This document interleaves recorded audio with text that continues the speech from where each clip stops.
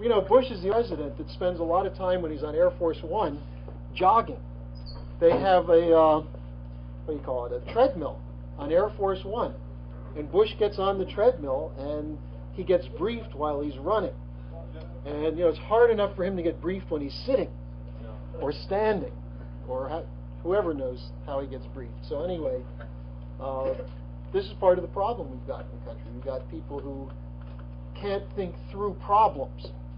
And I want to discuss tonight sort of an introduction to a topic that we've covered a lot, or I've covered a lot. But it's very important because it's come up again in the last couple of weeks in a very big way. And it's essentially the topic of what's called geopolitics. And you know, the clever ones of you who have 4 years of college or a graduate degree probably say, let's see, geo and politics. So it's about the environment. Or you might say geography and politics. But actually this was one of those terms that was coined in about 1902, I believe, by the founder of geopolitics to essentially come up with a title for the policies of the British Empire, global politics, and how it fits in with the idea that geography and the relationship of nations has something to do with the politics and the political relations among countries. And the man who we'll talk about a little bit tonight is a man named Halford Mackinder, who was the, I think that's how it's spelled, who is the founder of geopolitics. And what you'll see is that what he basically founded is like Adam Smith founding free trade. The policy already existed. He just came up with a justification for it. And so this is what we'll be going through. Now, the importance of this stems from a debate that's going on in the United States right now over whether or not the United States is or should be an empire. This is something that is the subject of a couple of major articles recently. I think I have some of them here. There's one, for example, last week's cover story of U.S. News and World Report, The New American Empire.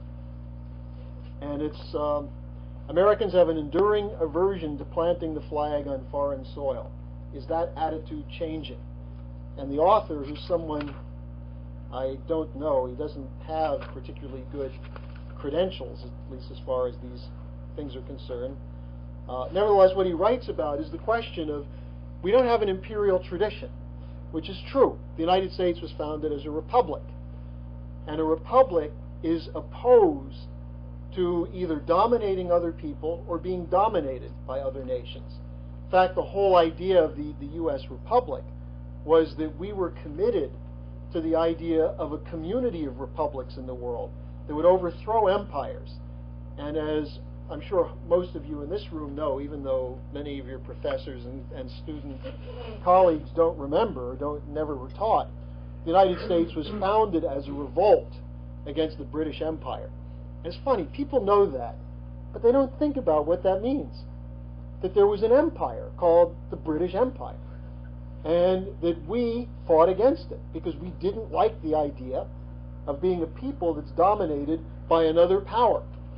Not only that, but we have a history in our nation of fighting against empires. And yet, as we see from this U.S. News and World Report article, or a more prominent one in the New York Times Sunday magazine of 2 weeks ago, by a guy named Michael Ignatieff, an article on whether the United States should be an empire. Now, I just want to give you a sense of what Ignatieff was writing about. Ignatieff is an interesting guy. His great-grandfather was one of the founders of the Russian secret police called the Okhrana. Ignatieff is an example of someone who comes from an oligarchical family. That is, a family that was raised to be part of the nobility of a nation, to rule over a country. And the problem was his family bet wrong in the Bolshevik Revolution. And so they had to leave the country. They went to Canada. And from there, he eventually ended up at Harvard. He's a somewhat influential author, writer. And he has an article where he starts out saying, He quotes Bush from a couple of recent speeches where Bush says, America has no territorial ambitions. We don't see an empire. Our nation is committed to freedom for ourselves and for others. So that was Bush last June at West Point. And then Bush again, what was the second quote he has here from Bush? Well,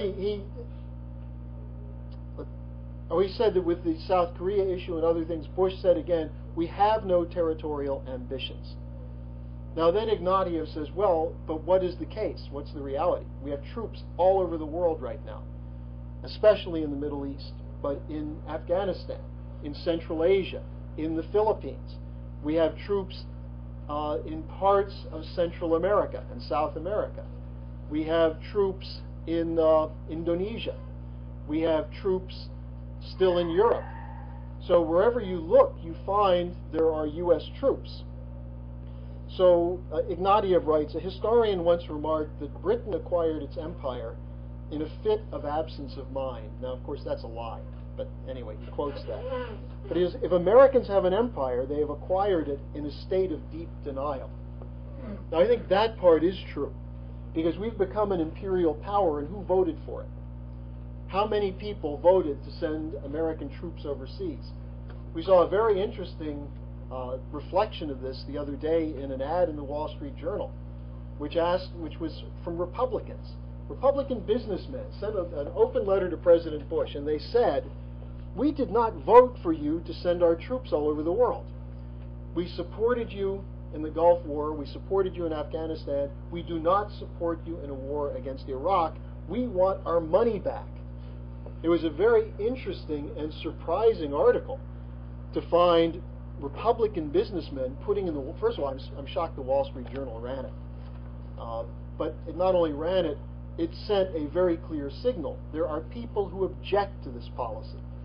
Now, Ignatieff goes on and says that the reason we're now doing this is September 11th, that this was an awakening, a moment of reckoning with the extent of American power, because we do have troops everywhere, even before 9/11. Now, he then says, well, what would this mean for the United States, for the average person? Being an imperial power is more than being the most powerful nation, or just the most hated one. It means enforcing such order as there is in the world, and doing so in the American interest. It means laying down the rules America wants on everything, from markets to weapons of mass destruction, while exempting itself from other rules, the Kyoto Protocol on climate change and the International Criminal Court, that go against its interests. It also means carrying out imperial functions in places America has inherited from the failed empires of the 20th century, Ottoman, which is the Balkans, the British, and the Soviet empires. Now he goes on to say that an empire, well, what kind of empire would this be? He calls it an empire light. Now, virtually every time you hear anything with Bush now, they talk about light, L-I-T-E, as in Bush Light, the beer and the family. You know, Bush Jr. being Bush Light. But he says that the United States, an empire without consciousness of itself, is shocked that its good intentions arouse resentment abroad. Now here's an interesting point. If we are becoming an empire, how are we selling it to the American people? Is Bush saying we have to go in and run these countries? Well, in the case of Iraq, isn't that what he's saying? After Saddam is defeated, who's going to run Iraq? Well, he's saying we're going to have to. Do these other countries want to be run by the United States? Are we bringing them something that they really want? Do the Iraqis want MTV? Do they want McDonald's? Do they want Scooby-Doo? Have they asked us to come in and give us these things? Well, this is where you begin to see how the debate gets interesting. Now, he says this is done in the tradition, and he doesn't use this term, but it is true, of that great Ku Klux Klan supporter, Woodrow Wilson. Many of you know the story of Wilson, supposedly the first modern Democratic president.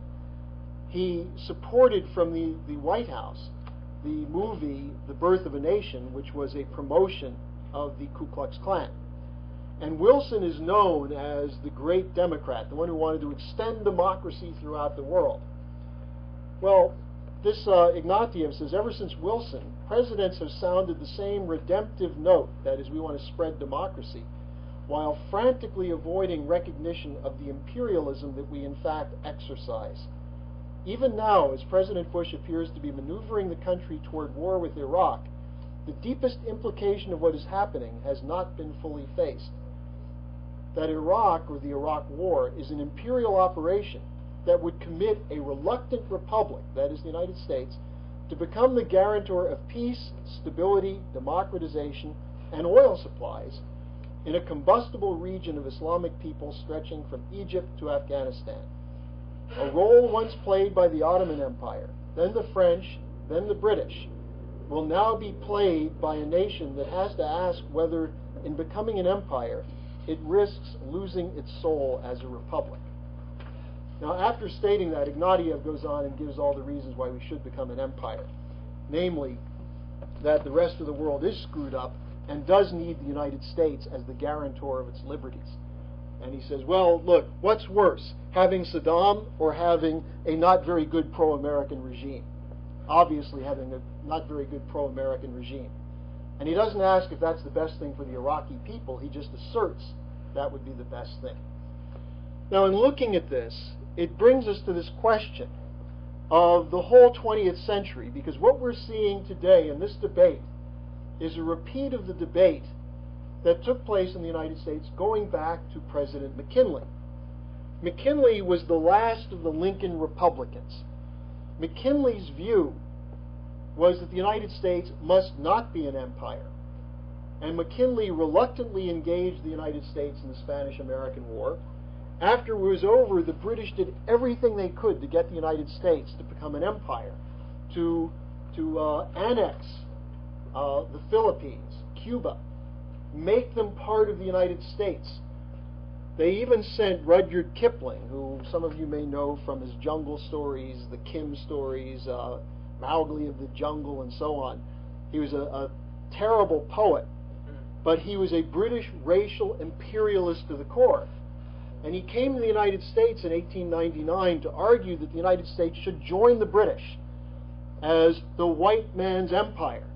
And he even wrote a poem called Take Up the White Man's Burden, which he read as he was touring the United States in 1899, trying to campaign to have the United States join the British to bring civilization to the darker peoples of the world. Now, that's the tradition we're talking about. Ignatieff and others may say, oh, the United States, we'd be the good empire. But empires always think they're the good empire. The whole concept of an empire is that other people can't rule themselves. And they basically need someone with a Harvard or an MIT degree, an 8-piece suit, an attaché case, to go in and tell them what kind of toothpaste to use, how often to shower, and what products to buy, and how cheaply to work, and how good, cheap labor is how you build your country. Slave labor is even better. That's the tradition of empire. And so when you have people today with credentials, I don't care if Ignatieff has 25 degrees after his name, when you have people today pushing this for a public debate, they're not wanting people to come out and say, oh, we think an empire is a bad thing.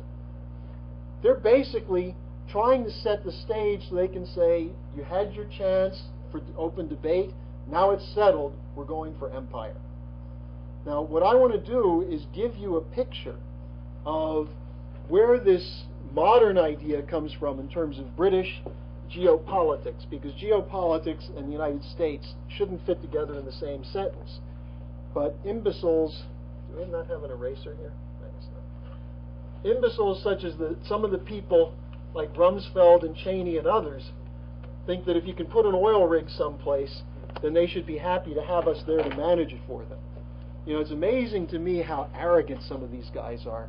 If you listen to Cheney speak, he basically speaks with the same kind of cadence as Bush. You know, sentences with words seldom with more than 2 syllables. You know, the people they like are people who have 1-syllable last names like Bush, Gore, Ford, you know, people like that, because they might forget it if it's 2 syllables. And it's also easy to, like Bush said yesterday, we don't like what Saddam is doing. A couple of words with two syllables. Fortunately, Saddam is not Slobodan Milosevic, because Bush could never handle that one. It's a good thing Clinton cleaned that one up.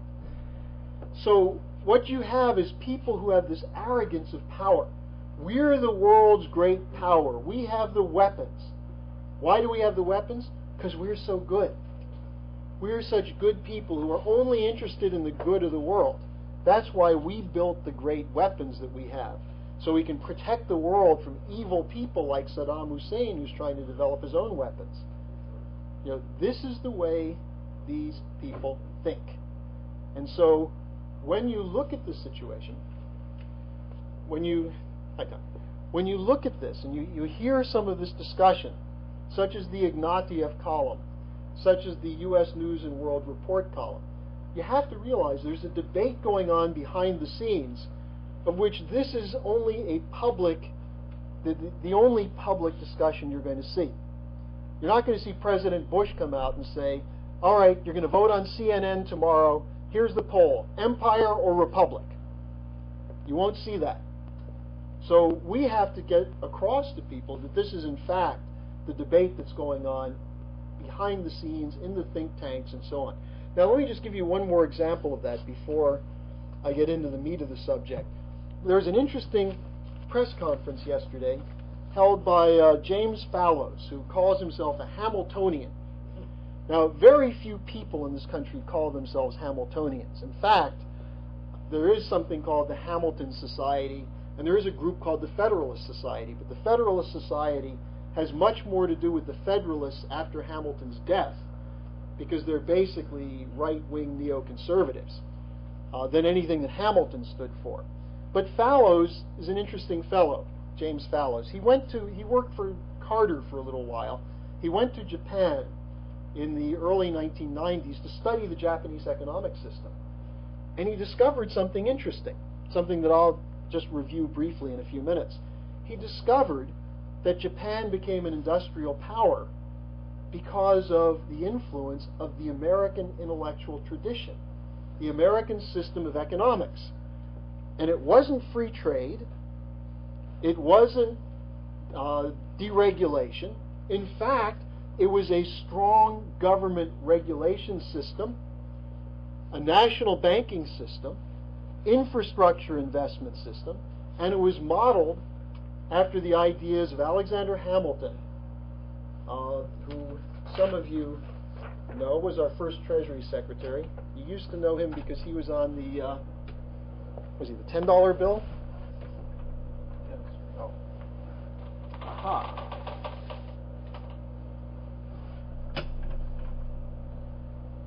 Hamilton wrote some of the most important works in economics in the United States, the Report on Manufactures, which was his report as Treasury Secretary to the U.S. Congress. Before that, he wrote a report on public credit, a report on debt, and a report on the National Bank. He shaped the American economic system with these reports. And Hamilton is virtually forgotten, except occasionally you'll get a history class where someone will say Hamilton was a monarchist, or Hamilton was for strong government, practically government dictatorship, which is not true. Now, a second figure who is important in the development of Japan was someone who was in a sense, a protege of Hamilton, someone who we definitely don't know about in the United States, a man named Friedrich List, who came to the United States to study Hamiltonian economics. List was a German, or he was from a German city-state, came to the United States, went back to Germany, and brought the idea of the American Revolution back to Germany with him, the idea of the American economic system, of Hamiltonian economics. He actually was a student of Benjamin Franklin's colleague, a man named Matthew Carey. Carey was an Irish American who was the publisher of Hamilton's works and Franklin's writings. And Carey's son was Henry Carey, who was the economist of Lincoln. And so List studied under Matthew Carey with Henry Carey, and he knew another man who was actually, he knew just peripherally, named Erasmus Peshine Smith, who was a student of Henry Carey, who went to Japan to teach them the American system. And he took List's book on national political economy with him to Japan to help show the Japanese what the American system was. So this fellow Fallows shows up in Japan trying to figure out, well, what is the Japanese system? And what does he discover? He discovers it's American economists and Friedrich List, who he'd never heard of. And so he starts to look into this, starts to investigate it.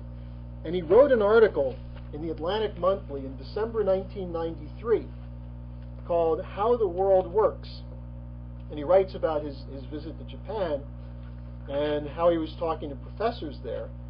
And he said, you know, on the way back to the station, I saw a bookstore advertising Western language books for sale. I walked to the back of the narrow store and for the thousandth time felt both intrigued and embarrassed by the consequences of the worldwide spread of the English language. In row upon row sat a jumble of books that had nothing in common except they were published in English. Self-help manuals by Zig Ziglar, bodice rippers from the Harlequin series, a Betty Crocker cookbook, the complete works of Sigmund Freud, one book by and another about Friedrich List. Friedrich List! For at least 5 years I've been scanning used bookstores in Japan and America looking for just such books, having had no luck in English language libraries. And he goes on to say that he found that List's book was there. It cost $75, and he started reading about it. And he said, why was I interested in List? The more I heard about List in the preceding 5 years from economists in Seoul, South Korea, and Osaka and Tokyo, the more I had wondered why I had virtually never heard of him while studying economics in England and the United States. Now, he goes on to write this whole article on List and Lincoln and American system economics. Now, yesterday he held a press conference in the National Press Club in Washington, D.C. He's got a group called the New America Foundation, which promotes Hamilton.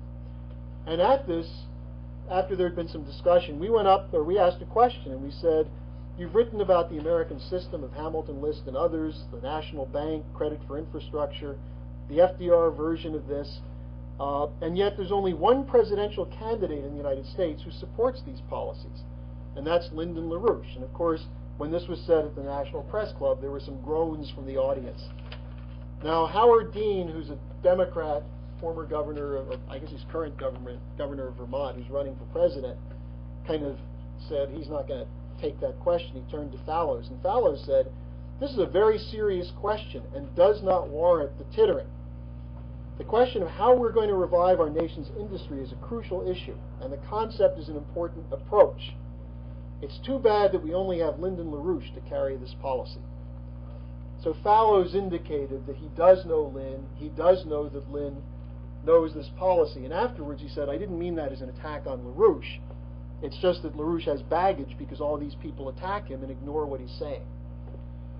Now, from that standpoint, I want to just present to you the background of this whole question of empire.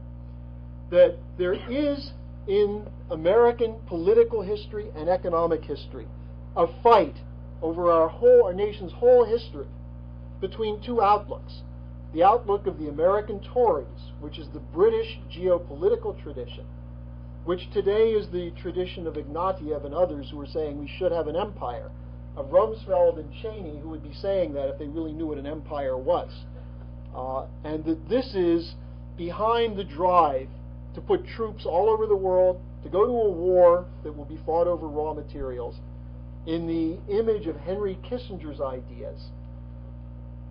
But the other tradition is a tradition of Hamilton and List. And the truth about the fight with geopolitics when it was launched in 1900 is that it was a conscious effort to destroy the American political and economic system conducted by the highest levels of the British Foreign Office and the British financial elite.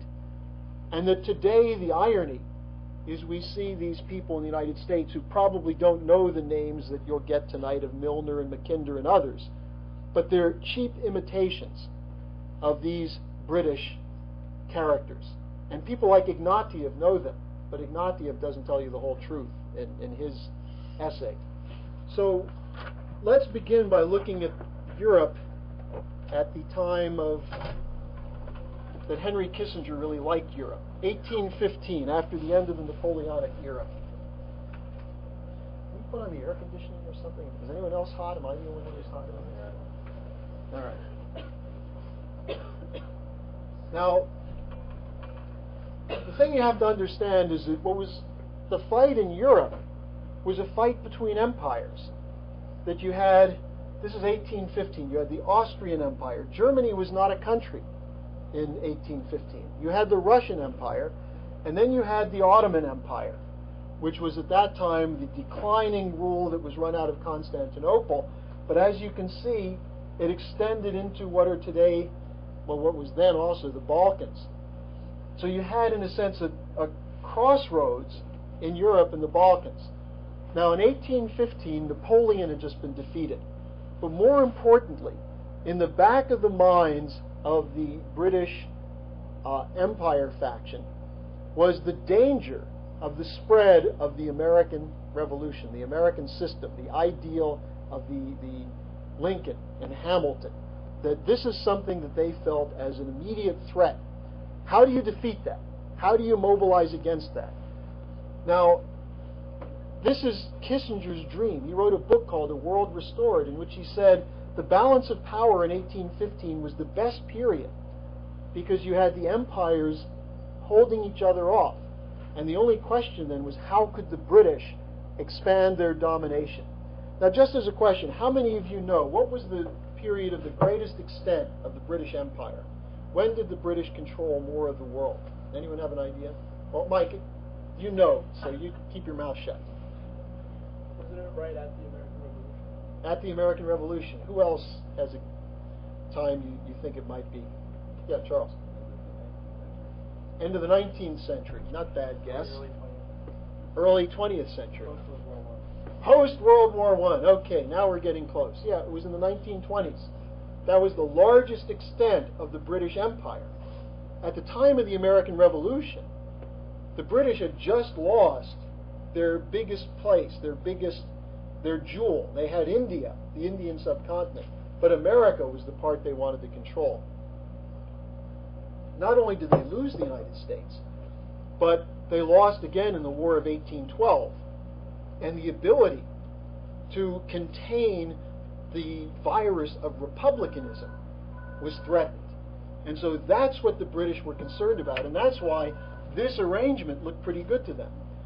But the British decided to back up the Ottoman Empire, which had been collapsing for the previous 50 years and continued to collapse from the 1850s up until the time of the end of the First World War. This had been one of the biggest empires in the world for a period of time. And yet, as it was collapsing, the British decided to prop it up. It was called the sick man of Europe. But they propped it up because they didn't want Russia coming into the Middle East. That's what they were afraid of. Now, then you have a second factor here. The British had decided that the key to preventing a threat to their seagoing empire, because they had decided that the seas would be the way they would control the world. And some of you remember the classes I did on Venice. The idea of the British taking the seas came out of this idea that if you control ports all over the world, you can control world trade. But the problem was, how do you keep these countries from unifying? How do you prevent these countries from recognizing the benefits they could get through trade? So the British promoted free trade, not just because that's a natural economic policy of an empire, because with the idea of free trade, that means the other nations will never be able to develop an industrial base. And Germany's a perfect example. Germany never was able to unify because the British kept having cheap wheat coming in from Poland and Russia into the German states, and cheap steel coming in from Britain. And so Germany was unable to actually have its own internal industry grow. Whereas Hamilton and List were promoters of protectionism. Not that you protect everything, but you protect your national economy, your labor force, and your industrial production, so that you actually have the ability to invest internally to get a rate of return that's higher than if all you're producing is subsistence crops and various kinds of artisan or craft type production. That is, it's through manufacturing, through the transformation of nature into finished goods, that you actually develop a surplus, a higher rate of surplus, a higher rate of industrial growth. And the British wanted to prevent that. That's what Adam Smith's Wealth of Nations is a polemic against. The idea of free trade is that you keep the poorer countries permanently poor, permanently a source of cheap raw materials and cheap goods. And today the irony is that you have people running around saying free trade, that's what America was founded on. You have Phil Gramm, recently key U.S. Senator from Texas, used to walk around with a tie that had Adam Smith written on it all over the place. And he used to say, free enterprise, that's the American way, no big government. And Graham was one of these guys who promoted this idea that the American Revolution was made for free trade. It was a tax revolt for free trade, which is absurd. The revolt was over the right of the colonies to determine what to do with their own economy. Not just anti-taxing. One of the reasons they opposed the taxation is they wanted to invest in their own production, in their own factories. And when Hamilton put forward the idea of the report on manufacturing, what he was putting forward was a policy in which the United States would develop its own internal industrial production and protect it and fund it. That's the American system that Hamilton, List, and others were talking about. Whereas the British wanted these countries fighting against each other.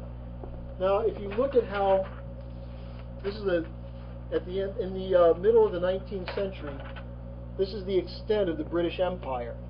What you see is that it's not really that big. You have Australia, you have the Indian subcontinent, South Africa, a couple of ports here. You'll note, by the way, that a lot of these are ports. Eventually Hong Kong. That what the British wanted was to have ports where they could control the trade.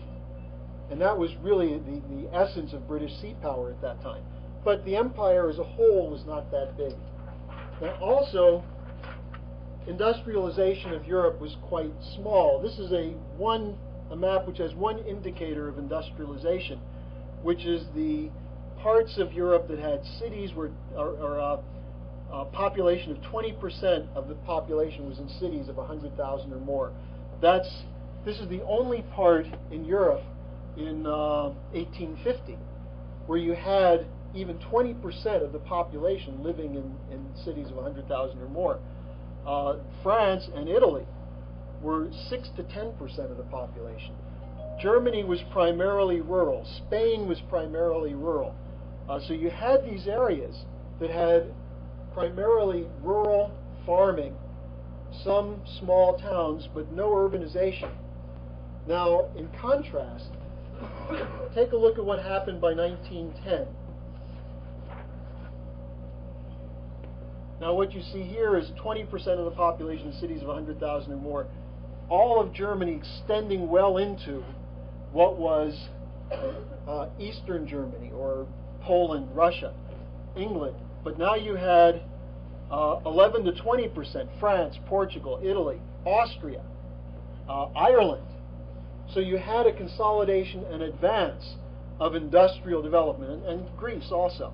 Greece was growing in that same way. So you had a dramatic change in that 20 to 30, or that 50-year period, 60 years, I guess. Now, what caused that change? And here's where you see what it was that the British feared. Through the 1850 to 1870 period, the policy that dominated the economies of Europe was free trade. Germany had a free trade policy. The German cities did. The German states did. Italy had free trade. France had free trade. And the British tended to dominate because they had the most advanced manufacture at that time. They had steel, they had iron, they had coal, they had railroads, much more advanced. By the way, the United States, you can see by 1910, the United States had matched Germany and Britain in terms of urban industrial population, 20% or more of the population in cities. Now, What happened in the 1870s was the beginning of a change, and it started in Germany. It started in Germany in a political party called the Zentrum, the Center Party, the Catholic Party of the country. And it started because they had a group of people who took up Friedrich List again, and Henry Carey. Carey was known as the American Catholic economist. They studied Carey's works. They studied List's works. And then in 1876, the United States had the Centennial Exposition in Philadelphia, where we had all the advanced industrial processes on display, centered around Thomas Edison. Edison played a key role in organizing this thing. And all over the world, people came to see what we had built.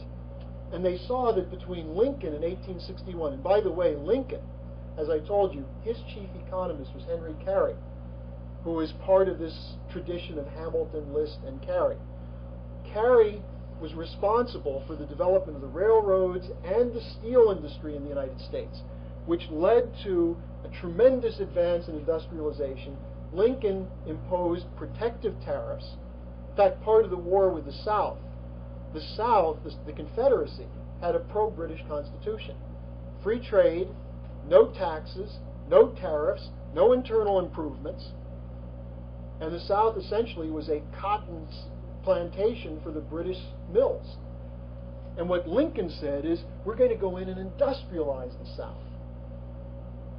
And Lincoln's Reconstruction program was never fully implemented in the South. And of course, within 20 years after the Civil War, you had the beginnings of the Jim Crow laws to keep, instead of having an industrial workforce in the South, to keep blacks and whites separate and to keep a cheap labor force in the South. But Lincoln's policy suddenly came to Europe after 1876. And it came because of the influence of Carey, Thomas Edison, and other American industrial producers. And so within a brief period of time, in the late 1870s, Bismarck in Germany said, in order to develop Germany, we're going to have a protective tariff on farm goods so that we don't get the cheap agricultural products dumped in from the east, and on steel, iron, coal, so that we can develop this part of Western Germany, which has very rich resources. And this area became one of the largest steel production centers in the world. The French saw this, and by 1881-82, under the influence of Sadi Carnot, who was the great nephew of Lazare Carnot, the great industrial scientist of France, the French adopted a similar kind of protectionism. And all of a sudden, the French economy took off. The Italians did the same thing. And then, by the late 1880s, the Russians took up the same policy. The Russians did it under a man named Sergei Witte, who was an industrialist who became a top leader in the Tsar's cabinet. And he said, we need manufacturing in Russia, so we need protectionism, we need a national bank, we need American system policies. Yeah? They initially start something like that, their productive sector is still probably not as large. How do they supply the population initially with the goods they need if the imports are being way taxed up? Well, it's not all imports that are being taxed, but here's the point. If you have a population that lives as a primarily subsistence economy, in Russia 95% of the population was rural and lived on very poor farmers. You want to get a sense of that, just read any of the 19th century novels, Turgenev or Dostoevsky. The Russian peasant dominated all of Russia, and the peasants were living as virtual serfs or slaves in the first part of the century. In 1863, Tsar Alexander II, who was called the Tsar Liberator, followed Lincoln's Emancipation Proclamation by doing something similar in Russia. And so you had an industrial force. Alexander II was influenced by the great Russian chemist Mendeleev. But the point is, if you have people who are living relatively poorly, you can either keep them in subsistence work, or you can develop an industrial economy pretty quickly. And in the short term, you just have to make sure there's enough agricultural production to feed them. And then you start developing your own mining in other areas. So you pay the extra money initially to do the mining. And mining in Russia depended a lot on finding that they had to find replacements for diamonds that were used in some of the drilling equipment, because the British were not selling. The British controlled the diamond markets in South Africa and had the prices very high. So the Russians initially were just trying to develop it with steel, and steel-tipped drills don't work that well. But eventually the Russians found some diamonds, they found some other things, they developed better alloys, and the Russian mining took off. I'll show you some charts in a second. So if you're starting, like today, you take the poorest country in the world, take Malawi. What's the biggest problem you have in the poor, underdeveloped countries? It's your labor force. You don't have skilled labor because the education is usually so poor. The population tends to live in rural hamlets. And so the idea of getting up in the morning, coming to work on time, which of course in modern Los Angeles is a problem for some people, but being able to get up on time, getting to work, having that kind of discipline in a workforce, that's part of the problem you have. And so you don't really have a problem if you have government credit. See, this is the key. Most of these countries, Russia in particular, couldn't generate enough money from their bankers and their industrialists to do this. So the government became the guarantor of credit and went to Germany. And actually, when they started the Trans-Siberian Railroad, it was funded entirely by German bankers, with a few French bankers thrown in.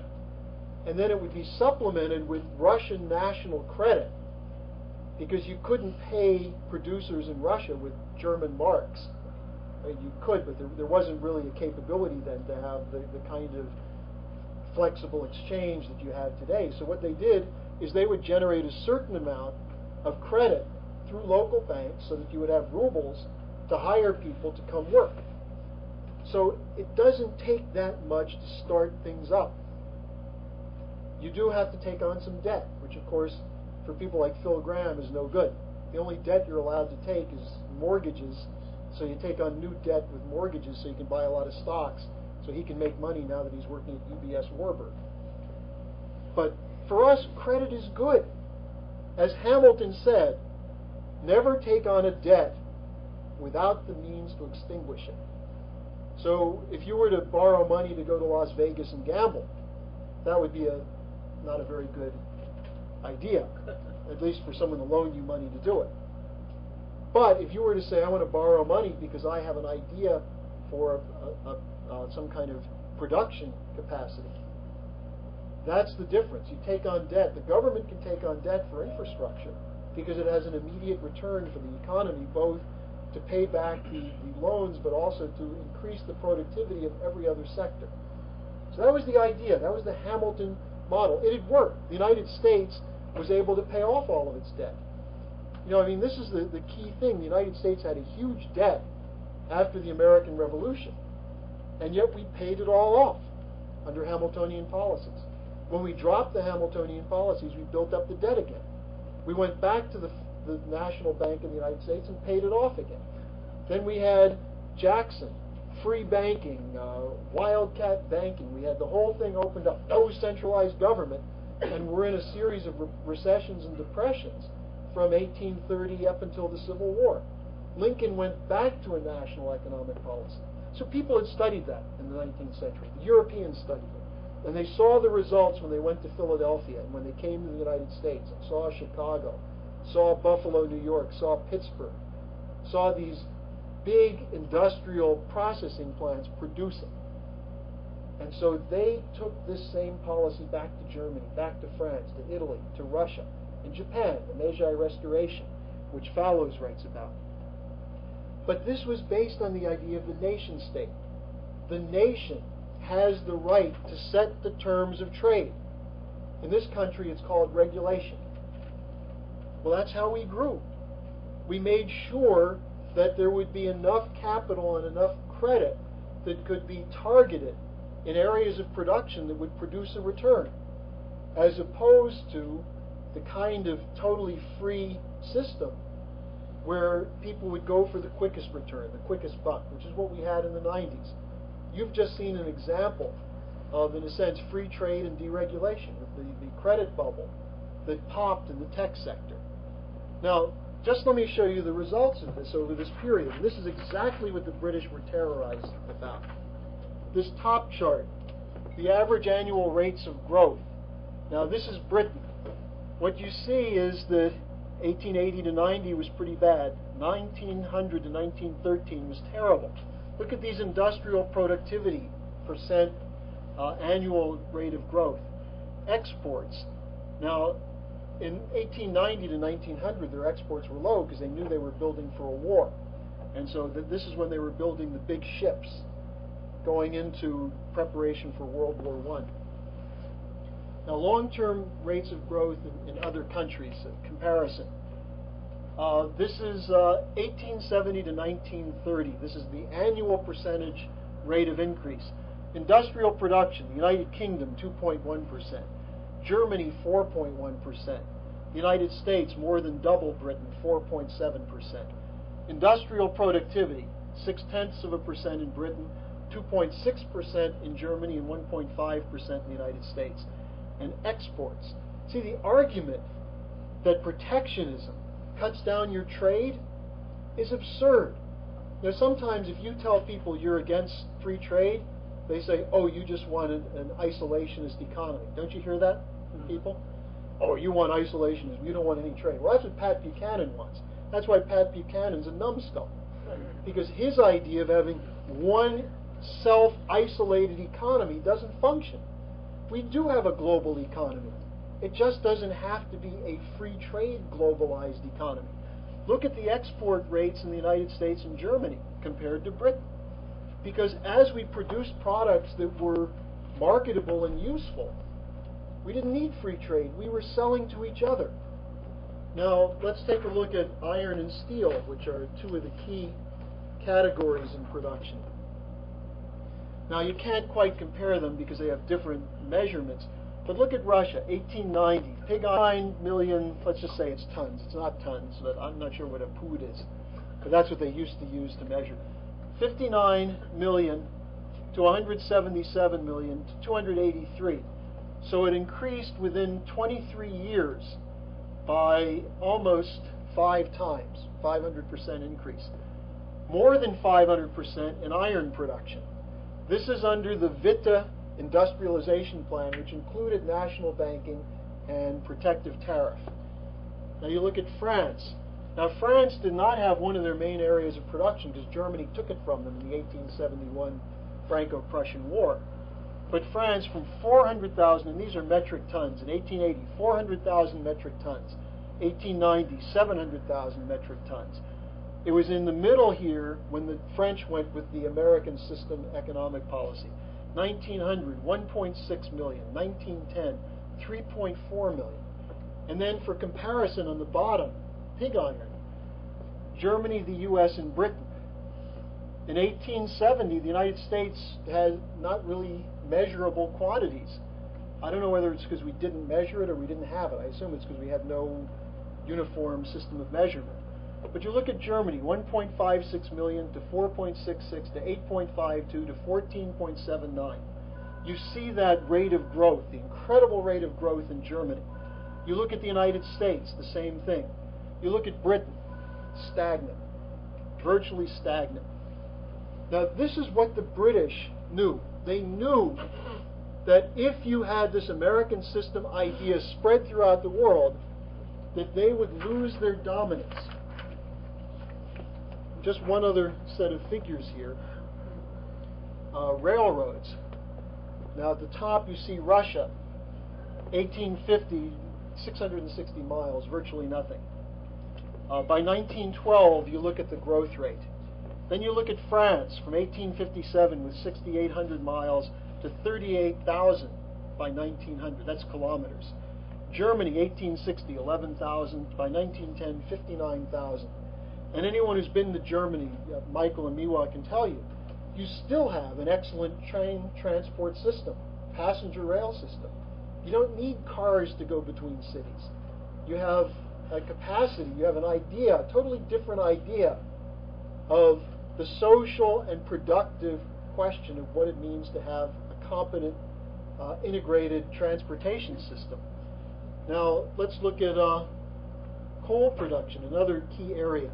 Again, Russia has to be looked at separately, but look at the tremendous growth in the mining of coal in Russia. And coal, of course, is a major component of iron and steel production. Look at France. France doubled between 1880 and 1910. Germany, from 1871 to 1913, that's an increase more than 6 times. Now you look at Britain. Britain barely doubled. Britain had a 240% increase. Germany a 650% increase. So the British knew by 1900 that their empire was in trouble unless they were able to change the policy, stop protectionism, defeat this American system idea, and get back to a world dominated by British sea power. Now, it's at that point that we see the emergence of the idea of British geopolitics. And the author of the idea is this gentleman right here, Sir Alfred Milner. Milner was chosen by some of the top-level people, the Marquis of Salisbury, by Lord Lothian, some of the bankers, people who were on the board of the Bank of England, and given the responsibility to come up with a plan that could reassure British domination of the world, given this growth of these other countries, and given, by the way, that part of the expansion of rail was not just internal, but, for example, the Trans-Siberian Railroad, the Berlin to Baghdad Railroad that would connect North Germany or Central Germany through the Balkans into the Middle East, the Trans-Siberian that would connect Europe across Central Asia to China, to Japan. This idea that the trade routes would shift from sea, which the British controlled, to rail, which the British would not control, convinced the British that they would lose the power of their empire. So they had 2 main tasks assigned to Milner. The first one was to win America to support the British. Now, I would argue that this is what was behind the assassination of William McKinley and the promotion of his then Vice President, Theodore Roosevelt. Roosevelt, who had been trained by his uncle Bullock, who had been a key figure in the Confederacy. Roosevelt was an Anglophile to the core, and I'll just give you one example of this. There's a man named Alfred Thayer Mahan, that's M-A-H-A-N, who was a key American military policy maker. His father had been an associate of Sylvanus Thayer, who was the Hamilton associate who set up West Point. West Point was set up with the principle of the Army Corps of Engineers, that the Army is primarily involved in nation building, that military policy is an adjunct to economic and nation building policy. And so the leaders of your military should be engineers and scientists. That was the original idea of West Point. And Sylvanus Thayer set it up. His associate Mahan named his son Alfred Thayer Mahan. But Alfred Thayer Mahan turned against Thayer and Hamilton and became a leading pro-Brit. And he wrote a book called The Influence of Sea Power in History in 1896. And Mahan's book Theodore Roosevelt wrote the initial review of it and said, this is a great book. And what does the book start with? I couldn't find the quotes. I'll find them for you in the next couple of days. But it starts by saying, it talks about the British victory over the Spanish Armada in the end of the 1580s. And what he talks about is how God smiled on the British fleet by blowing the Spanish fleet into the cliffs in the English Channel. And that from that time forward, God had chosen England to be the sea power in the world empire. Now you remember when I did the class on Venice, that the Venetian mythology was that the victory over the Turks by the over the Vatican by the Venetian navy, or over the Spanish by the Venetian navy, the Doge of Venice was given the honor by the Pope to be married. Venice was married to the sea. Well, this is the same idea with Mahon, that the British Empire had this special relationship with sea power. Now, Mahon's book it's kind of a boring book. It was selling no copies at all. And two people bought up the whole first printing. Henry Cabot Lodge, who was a Boston Brahmin who loved the British, and Teddy Roosevelt. And Teddy Roosevelt bought up what was left of the first copy and gave copies to everyone in the Congress, to as many people as he could in leading positions in the Republican and Democratic Party. And Teddy Roosevelt pushed the idea that the United States must be allied with the British. And after Roosevelt lost to Taft, who was more of a traditional Republican, Bush would have hated Taft because Taft was rather hefty. They said that they had to expand the bathtubs in the White House to allow Taft to take baths there. And since Bush has a phobia about fat people, he really wouldn't have liked William Howard Taft at all. But Taft then was beaten in 1912 by whom? By the racist Woodrow Wilson, the man who promoted the Ku Klux Klan. And Teddy Roosevelt ran as a third-party candidate to beat Taft so that Wilson would get in, because Wilson was an Anglophile. And the election of Wilson ensured that the United States would enter World War I in support of the British. When it wasn't clear, if you actually study this, and I can't go through this now, but we can take it up later if you want, the British were as much responsible, if not more so, for World War I than the Germans. The Kaiser was an idiot, the German ruler, and fell into a plot, into a trap rather. But the Germans were not the starting force in World War I. It was British geopolitics, as you'll see in a moment. So once they knew the United States was with them, then this brought up the whole question of how would the British Empire expand. Now, Milner hired a guy named Halford Mackinder to draft the Theory of Geopolitics. And Mackinder came up with this idea, which hopefully you'll get from this transparency. Mackinder's idea is that there's an essential fight between nations, that nations are defined by their land and by certain genetic characteristics in their people. And he said the Anglo-Americans tend to be more aggressive and better merchants and better organizers. The Germans tend to be militaristic. The Russians tend to be stupid. And of course, he didn't write much about Africans or others because at the time they weren't players in the great sphere of geopolitics. But what Mackinder said is the world is divided between the seagoing powers. And he said nations that can navigate the seas show these higher qualities of husbandry and thrift and ability to develop complex ideas. And of course, the sea power, and keep in mind, by the way, the clash of civilizations today. Okay, the same idea with Samuel Huntington. Who is it? It's North America, Western Europe. Now then you have what he called the land power or the heartland. And what Mackinder's idea is that this, and then by the way, this is what he called the world island. You know, the Africa, Central Asia, the Near East, the Indian subcontinent, China, Russia, Europe, all of this is what he called the world island.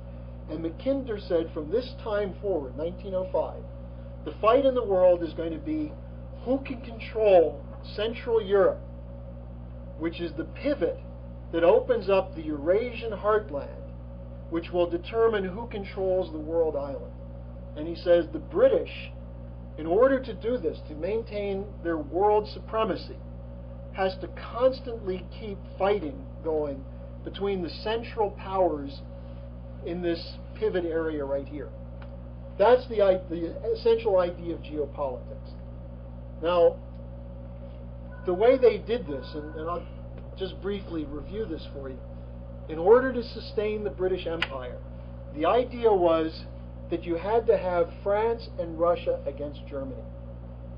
And that was a difficult thing because France and Germany, despite the antagonism, many wars, the most recent being the 1871 Franco-Prussian War, then in 1898, in the fight over Germany and France and North Africa, the Germans, in a sense, actually it was the British, outflanked the French at Fashoda, which is current-day Sudan.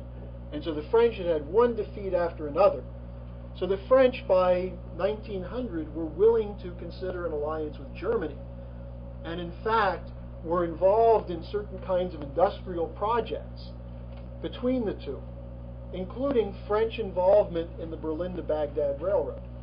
And it was German bankers that were funding Russian industrial development, including the Trans-Siberian Railroad. So you had industrial alliances growing between Germany, France, and Russia, the three major powers involved in continental Europe. So the British launched a plan, and this is what Milner, this is what Mackinder, this is what Russell and Wells at an early age were involved in. How do we break them up? And how do we establish new alliances? Now, the key in terms of France was the Dreyfus affair, because what they did is they essentially used this to convince the French that they were not capable of governing without some form of chauvinism, either anti-Semitism, racism toward Africans, that France was too weak, France couldn't stand alone, and eventually the Germans would come in and get them. And in fact, in that period of time, the figure of Joan of Arc became hijacked by the right wing in France, who said, we need a Joan of Arc to help us against the Teutonic forces to the east of us, in other words, the Germans. And so as the French went through one economic crisis after another, finally the British in 1902, 1903 came in and said, we'll let you be a junior partner with us in Africa if you break with Germany. And that led to the Anglo-Franco treaty, the Entente between England and France in 1903. Russia was a little more difficult because Russia was dependent on German industrialization and German industrial development. So the British took advantage of the military imperial tendency in Japan. The British financed an industrial military buildup in Japan and gave them huge amounts of bonds at almost no interest to build up Japan and to encourage Japan in the Korean peninsula and also towards Siberia. The Russians decided that they had to fight the Japanese, and it led in 1904 and 1905 to the Russian-Japanese War, in which the Russians were pulverized, partly because industrial Russia was here. It's very difficult for the Russians to move significant forces, and the Russian fleet was crushed in a battle in the end of 1904 by the Japanese, and shortly after that, when Russia surrendered to Japan, there was tremendous chaos inside Russia. There was a near revolution in 1905. At that point, the British came in, and the British said, we're willing to help you out in Central Asia. Now, from 1850 to 1900, the British and Russians were fighting in Central Asia. In particular, do you know which country was the center of the fight between Russia and Britain? What? Afghanistan. The British and Russians were involved in an incredible fight because the British feared that if the Russians took over Afghanistan, they'd be able to go through the Khyber Pass into India. This is what geopolitics is about. This area was called the Great Game by the British. There's a very interesting book by a guy named Hopkirk, if you want to take a look at it, who talks about all the British and Russian generals who died trying to take over the various peoples of Central Asia in the same area where we're sending in troops right now trying to take over for the American Empire. You know, they say that Americans know very little history and even less geography. We've got people in Afghanistan repeating the mistakes that were made by the British and the Russians, and it's not just in the 1850s. Does anyone remember that the Russians were trying to subdue Afghanistan in the 1980s? So, anyway, the idea was a British-Russian alliance, and eventually in 1907 they got an agreement called the Triple Entente of Russia, Britain, and France. And one of the deals was the British magnanimously gave the northern part of Iran to the Russians as part of the deal. And you wonder, how could the British give away a part of Iran? Now, once that was done, once they had the Triple Entente, and they knew the United States by 1910, 1912 would join the British in the war, it was only a question of getting a trigger, and the trigger was in the Balkans. But it could have been in the Middle East as well, because the British in that time period, and I'm not going to go through that now, but the British had a major operation where they began moving from Cairo. Cairo had been the center of the Suez Canal was built by the French, but they couldn't pay the debts on it, so the British foreclosed it and took it over and set up operations in Cairo and began to use that to undermine Turkey, because by that time they realized the Ottoman Empire was collapsing. They promoted Arab nationalist regimes in the Arabian Peninsula, in Transjordan, in what is today Iraq, and they promoted a Zionist state for purposes of further destabilization both of Turkey and then also the Arab regimes that were developing at that time. So British geopolitics was the intrusion of British strategic interests, or British forces on behalf of British strategic interests, in these kinds of hotspots: the Balkans, the Middle East, North Africa, the Indian subcontinent, and so on. And after World War I, they imposed the Versailles Agreement on Germany to make sure that Germany would not develop. And as I said earlier, we now look at the British Empire following World War I. The British Empire is in the reddish or orange, and you see how it had expanded after World War I. So the British Empire policy succeeded. In effect, what was done to establish the British Empire, including the Versailles Agreement against Germany, set the basis for another war in Europe in World War II. And the fight at the end of World War II was FDR, as an American Republican nationalist, who said there will be no more colonies in the world, against Winston Churchill, a spokesman for the British Empire, who said the British will go back to all the colonies at the end of the war. And the big fight between Churchill and Roosevelt was over India and Africa, because Roosevelt said the British should get out of India, they should get out of Africa, and take the Dutch, the Portuguese, the Belgians, and the French out of Africa, and out of the Indonesian archipelago. There'll be no more colonialism. So FDR, in the same tradition as Hamilton, and by the way, what was it? FDR's great-great-great-grandfather was a close friend of Hamilton. And FDR, when he first was struck with polio, when he decided that he would live instead of just giving up, he went into an extended study of the American economic system. So when he became president, he went back to the policies of Hamilton and Lincoln and List and Carey. The idea of the nation having a right to regulate private banks and private industry, a national banking policy, credit from the federal government for major infrastructure projects. This is the American economic system. And internationally, at the end of World War II, against the British colonial system. He said to Churchill at one of their meetings, "Winston, after the war there will be no more colonialism." And Churchill tried to argue, but these people can't govern themselves. They don't know how to do it. They're not smart enough. And we have Elliott Roosevelt, the son of Franklin, who was there at some of these meetings, who gave an eyewitness report that when Franklin Roosevelt said, "Never again will American boys die for the British Empire. We are through with your 18th century methods." And Elliott said that Winston Churchill nearly turned purple and started choking.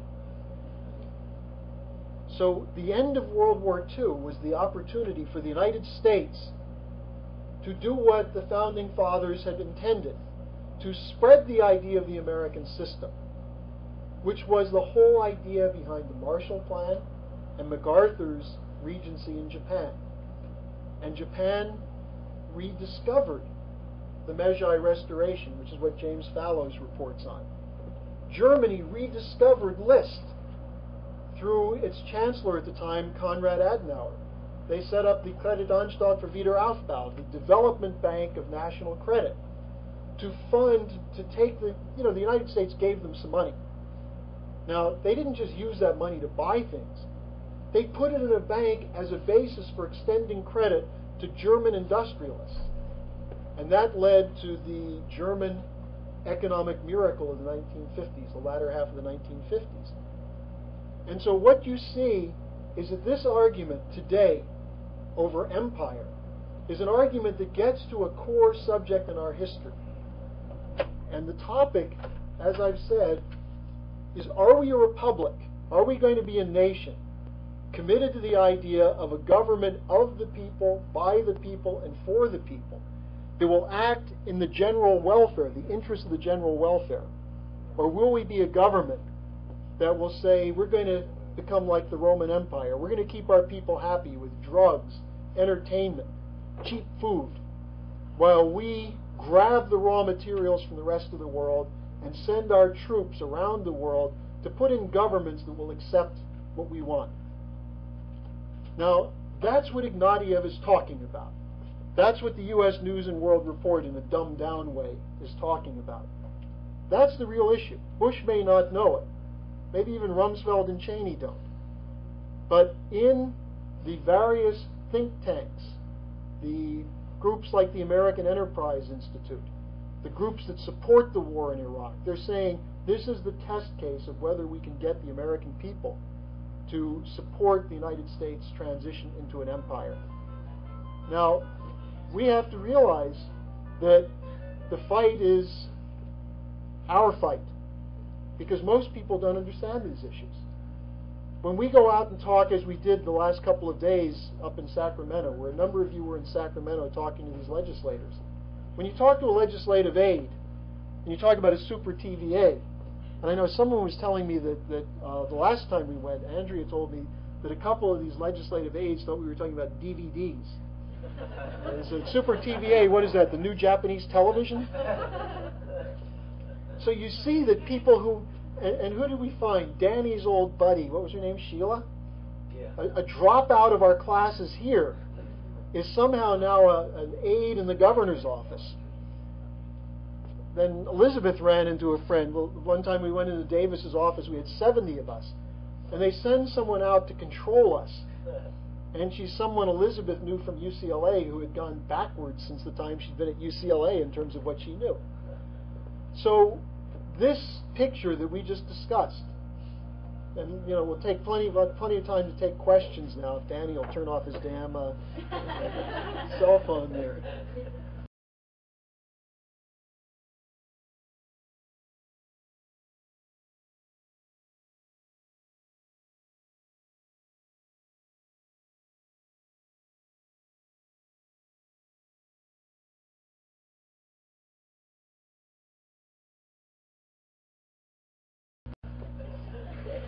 But these kinds of issues, these are issues at the center of whether our nation survives.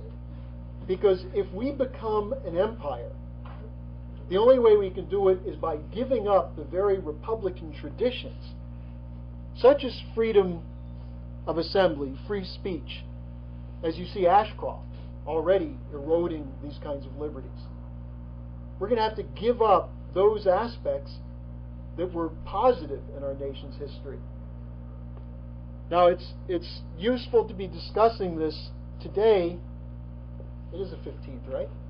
Because this is the anniversary of Martin Luther King's birthday.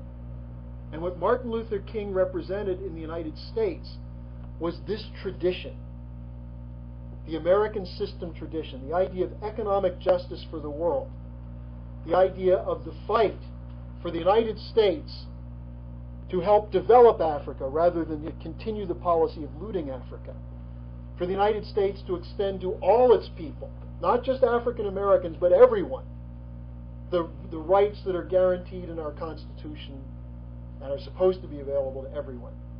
That's the political fight that we're engaged in. And when you see, when there's a day like today, which is too often turned into Monday's the special holiday, and it's basically another day off. Trent Lott, of course, wanted it to be Southern Generals Day as well, or something like that. He's still holding out for that. So that's the political fight we're in, and I just wanted to make sure that when you see articles like this appear, like the Ignatiev and these kinds of debates coming out, that you know that this is something that's part of a long-time battle, and we've got to win this fight. Yeah, Nick? Is it true that this Industrial Revolution, didn't this happen in Britain? No. There was industrial development in Britain, and it was a mixed bag because, first of all, it happened partly because Britain was able to use the beginnings of its empire to get cheap raw materials and to make money from its trading operations, so that they were generating a surplus which they could invest. Now, the interesting thing about the English Industrial Revolution is that the best parts of it were done by people who were connected to the ideas of Leibniz. If you go back to Graham Lowry's book, How the Nation Was Won, he talks about the grouping around Jonathan Swift, for example, which was a Republican grouping, which was fighting for freedom for the American colonies. This was the grouping that had been established in England directly by Leibniz in the fight in the 1688 period to 1715 over who would be the ruling family in England. And you had a grouping there which later was represented by people such as Josiah Wedgwood, the Friends of Franklin. Franklin spent a number of years in England in the 1760s and early 70s, where he was trying to build an American system faction in Britain so that we wouldn't have to fight a war. He said to them, look, give us freedom and we'll have a lot more trade. We're potentially natural allies. And the faction around Pitt, the flunky for George III, basically said, no, we do not want to give you independence because that will establish the principle of independence. And so the Friends of Franklin in England, who were the industrialists, were beaten down. So inside England, the development occurred by a similar faction that later was responsible for the American Revolution. But it had the unfair advantage of being able to use its position as a sea trading power to get cheaper raw materials, and the same way Venice had ruled trade in the Mediterranean world from the 12th century up until the end of the 16th century. Yeah, Montez. Two things. Yeah. Freddie Cornell will be doing a class on Martin Luther King this Saturday. Okay. Background on what happened. This Freddie? This Freddie. Okay. Second thing, could you talk more about the War of 1812? Well, I mean, very briefly, you have to understand this was part of the Napoleonic Wars. And, as Lynn has identified, the movement in France for American Republican policy, which was really what led to the whole blow-up in 1789, was sabotaged by the use of the mob, the Jacobin mob, which in the first phase of the French Terror, who did they kill? They didn't kill the aristocrats, they killed the scientists. They went after people like Lafayette, Priestley. The people who were the Friends of Franklin in France were the first victims of the guillotine. And so the French Revolution was an effort to terrorize the elite and the oligarchy, and also some of the so-called middle classes, into accepting some kind of compromise with the monarchy. Now, the irony is that the King of France at the time was a pretty mediocre character. Nevertheless, he was committed to certain kinds of policies that were not so different from the United States. Now, again, to understand this, and this seems like a long way away from 1812, but just bear with me for a second. Look at what was going on in Austria then. You had a really interesting thing. Emperor Joseph II of Austria was heavily influenced by the networks of Benjamin Franklin. We're going to have an article in the next Fidelio by David Shavin and his father on the networks, Franklin's networks in Europe, including Kestner in Germany, the Leibnizian networks.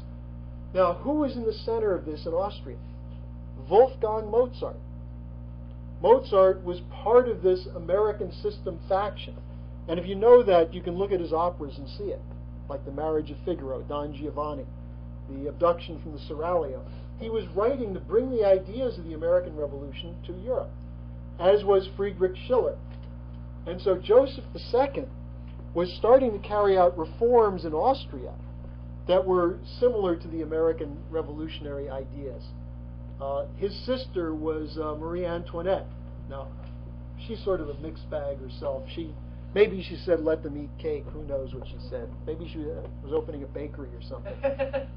But what you had in addition to that was the effort to destroy the potential for an American revolution in France. And they succeeded. And instead, what came out of the terror was the first quasi-fascist regime of Napoleon, who initially, in the name of fraternity, brotherhood, freedom, and so on, launched what was supposedly a war of independence across Europe, which pretty soon became a new French empire. And so what the British were trying to do was to use the Napoleonic Wars to destroy Germany, destroy Russia, and then destroy Napoleon, which eventually happened. And they wanted the United States to support them. And the United States would have none of it. The United States did not want to be part of the Napoleonic Wars. And so they started grabbing our sailors on the seas. They started doing certain other things to interfere with trade. And so finally the United States had to go to war. But here's the interesting thing. Most American congressmen opposed a war against the British in 1810. And so Henry Clay, who comes out of the same tradition as Hamilton, Clay called himself a Whig. Clay actually was the founder with Henry Carey of the American economic system, American system of economy. Clay formed a party called the Warhawk Party in 1810 and swept away over 40% of the incumbents in the U.S. Congress by saying, if we have to fight a war against the British, we're going to fight a war. But we're also going to go for internal improvements, canals, ports, roads, and things of that sort. And so Clay's people, which was a real grassroots movement, won the elections. They decided, they pushed the president to go to war, and the British were more than happy to go to war with us. They had been trying to stop the United States at the Mississippi River in any case. In 1812, I think it was Madison. Madison himself was not, by that time, as Lynn pointed out, after Franklin's death, a lot of these guys went downhill, and Madison was not a good president. Monroe, on the other hand, was a better president, and the best thing about Monroe is that he brought in John Quincy Adams as a Secretary of State. But the War of 1812 in the United States was a battle over the question of whether the United States would allow British domination after the defeat of Napoleon, or would the United States defend our hemisphere from European expansion. And so we fought, we won that war. After Napoleon was defeated, the British worked this deal with Metternich in Austria and the Tsar of Russia to essentially terrorize Europe to accept what was called the Concert of Europe, which is basically a British financial domination, police state. They even, in 1817, 1818, they had something called the Carlsbad Decrees, which outlawed the performance of Schiller's plays in Germany. So that was the battle in the early part. It was, will there be an American intellectual tradition spreading to Europe, or will the British imperial domination, the ideas of Locke and Hobbes, as opposed to the ideas of Leibniz and the American Constitution, which would prevail? Yeah, John. Did in the war in 1812, was that the time when did the British run pirate ships around Portugal? Like, did they actually run the ships around there? Well, I'm not exactly sure. I mean, the British always use various kinds of counterinsurgency methods, where they, it was like the Venetians. How did the Venetians run the Mediterranean Empire? If you didn't hire Venetian insurance companies, the Venetians would hire pirates to loot your ships. It was sort of like a classic mafia operation. And I'm sure the British learned all of these things from the Venetians, because that was the impetus behind the British Empire.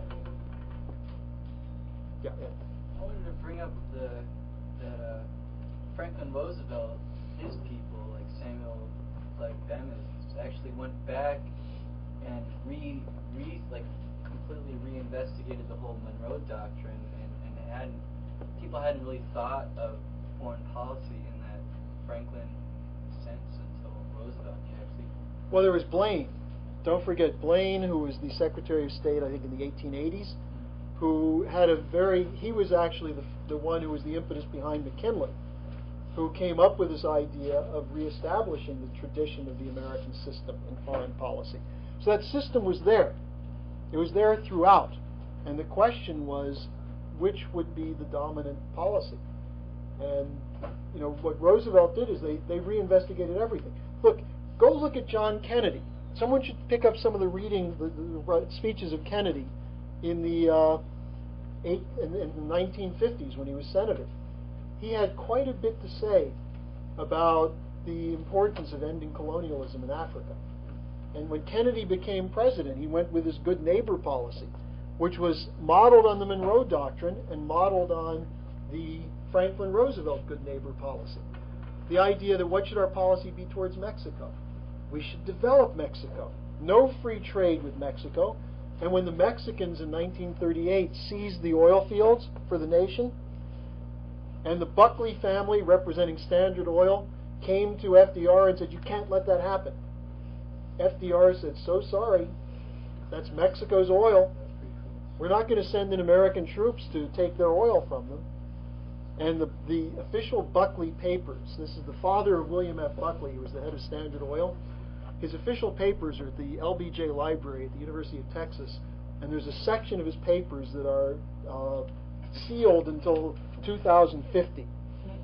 I'm not sure why, but I'm sure they will find some interesting things about U.S.-Mexican policy from looking at the Buckley papers. But yeah, they reviewed everything. You look at some of the older historians. You look at James Galbraith, the economist. You look at Arthur Schlesinger. There's an understanding, to some extent, of what the New Deal represented. Now, when we go talk to people, we met with some of Gray Davis's people today, and one of them was actually quite interested. He said, "Look, we agree with you on infrastructure."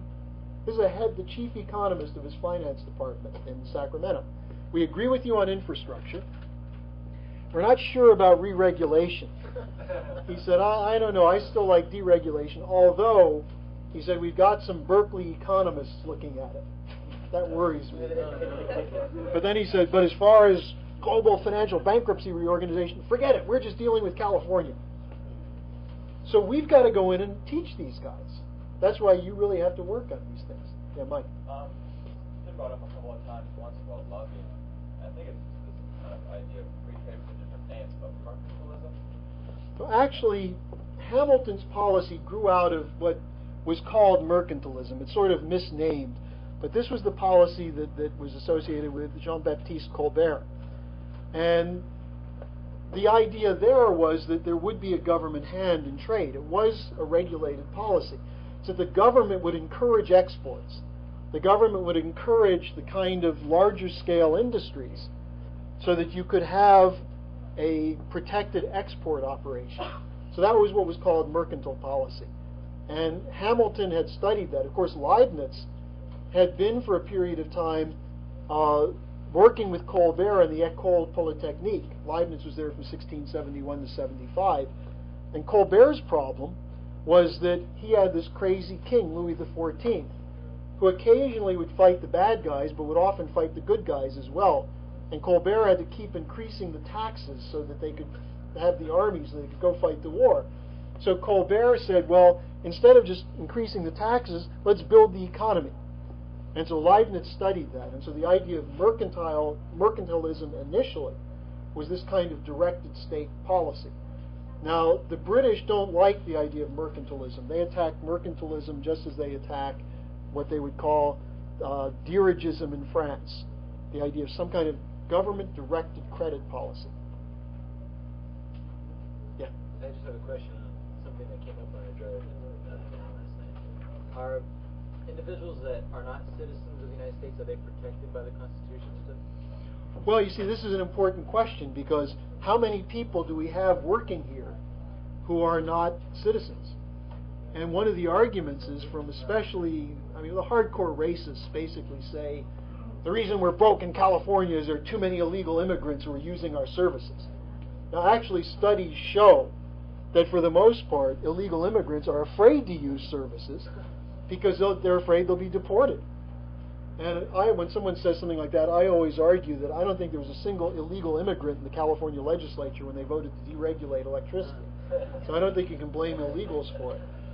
But I would argue, and as Lynn does, that people who work in this country, who live in this country, should be protected whether they're citizens or not. That we shouldn't have a policy which says, well, first of all, let's take it a little further. Right now, under the new policies, it doesn't matter whether you're a citizen or not. If you don't have health insurance, if you don't have money, you're going to lose whatever health care you have. You know, there's a strike now. General Electric workers are on strike because they're getting their health care cut back. They're going to have to increase the amount that they pay for health insurance. You look at the costs going up. Health insurance costs went up from anywhere from 16 to 23% in the last year. One of the only sectors of the economy that made money last year were the companies like that of behind Senator Frist. The HMOs, some of the managed care systems, some of them are going bankrupt because the whole system is completely fluid. But I know there's someone here I've had an ongoing debate with about hyperinflation. But if you look at the cost of health care, I think you could argue that health care is one sector that has been hit with a form of hyperinflation. So what part of what's happening now in the debates, like Davis is going to kick 500,000 people out of the Medi-Cal system because they say they don't have the money for it anymore. There are over 2 million people nationally. I'm sure the figure is going to be higher. In Texas, they'll probably kick another 200,000 to 400,000 off because Texas has a 9.9 billion shortfall. So you can be a citizen and you're still not necessarily protected. But they're going to use this to say, well, we've overextended ourselves.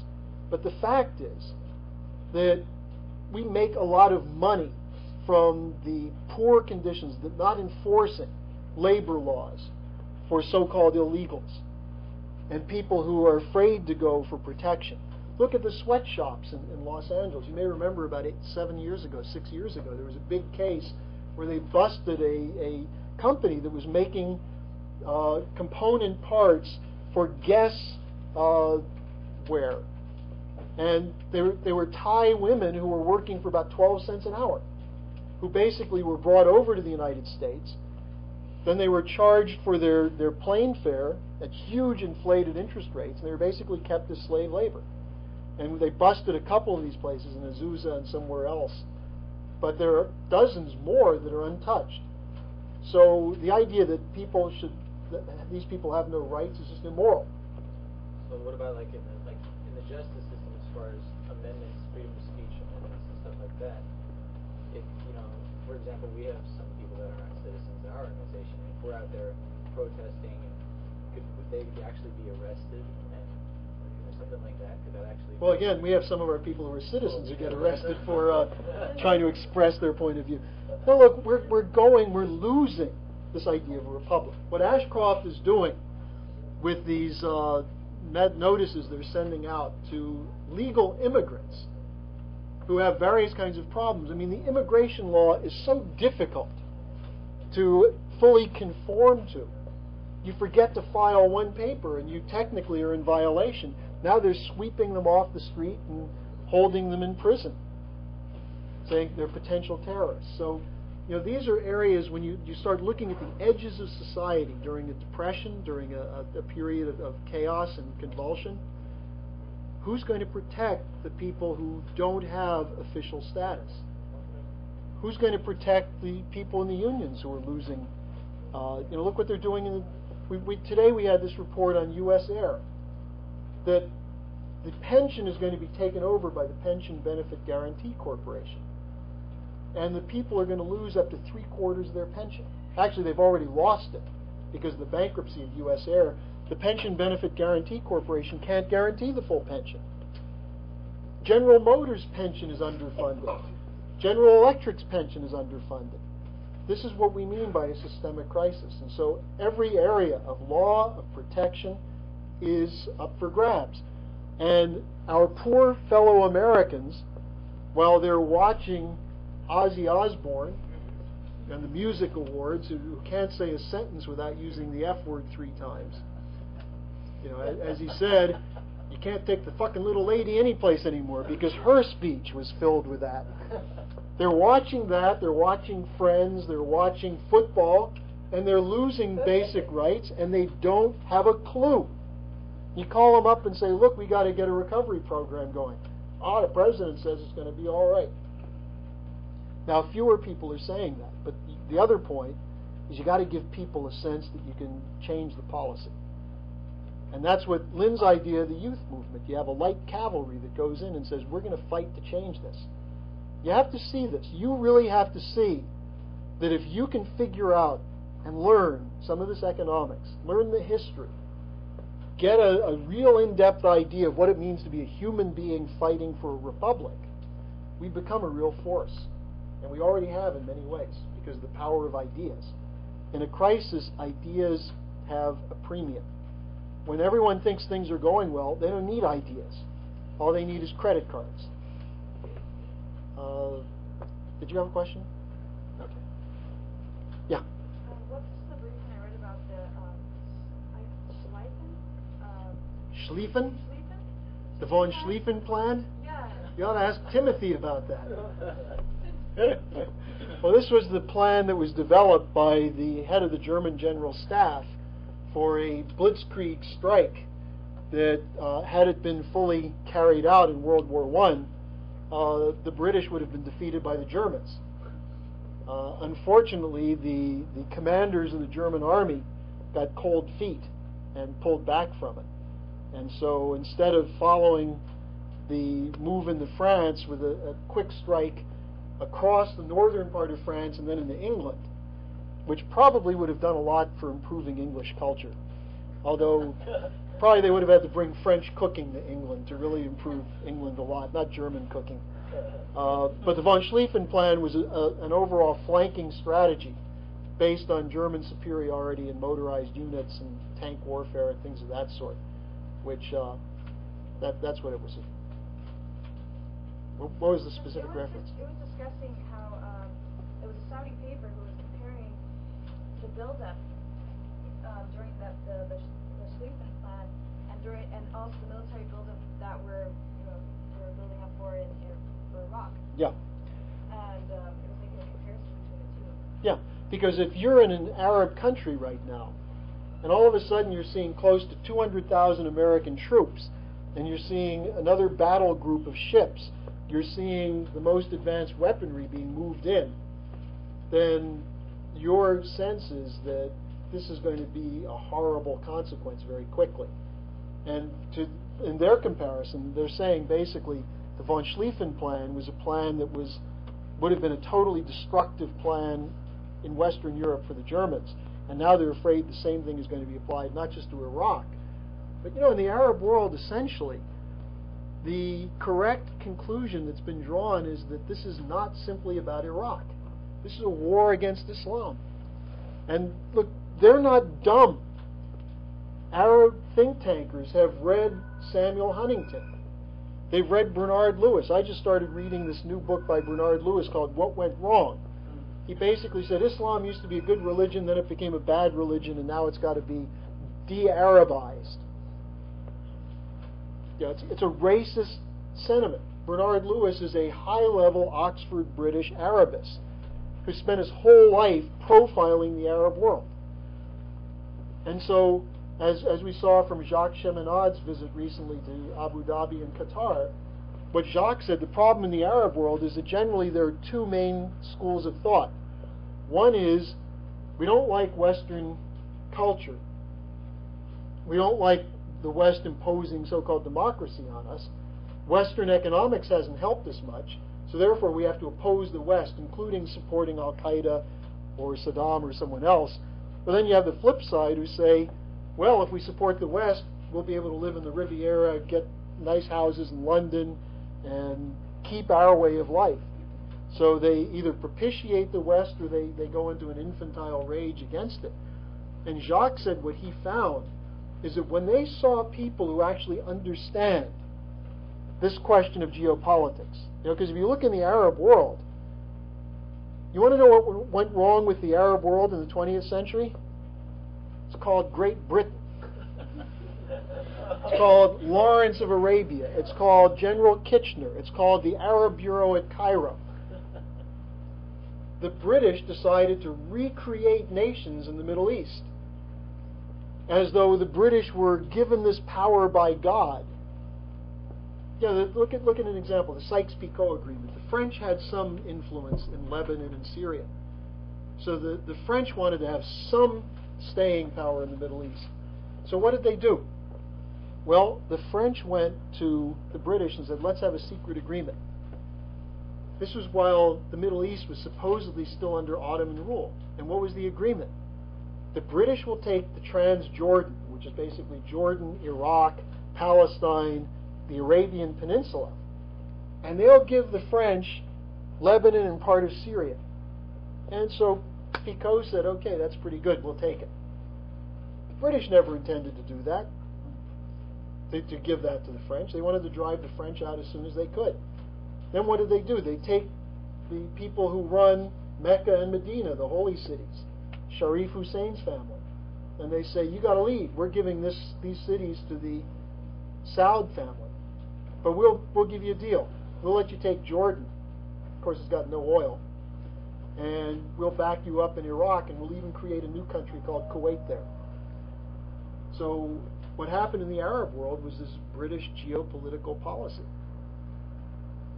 They destroyed the culture there, destroyed the sense of, there had been, as Jacques is talking about, in the 19th century, there were Arab intellectuals who were trying to reproduce the ideas of Ibn Sina and Al-Farabi from the Islamic Renaissance in the 8th, 9th, 10th, 11th century. And these guys were basically driven out. So, yeah, there's a problem in the Arab world. It's called oil companies and the British. You got any more questions?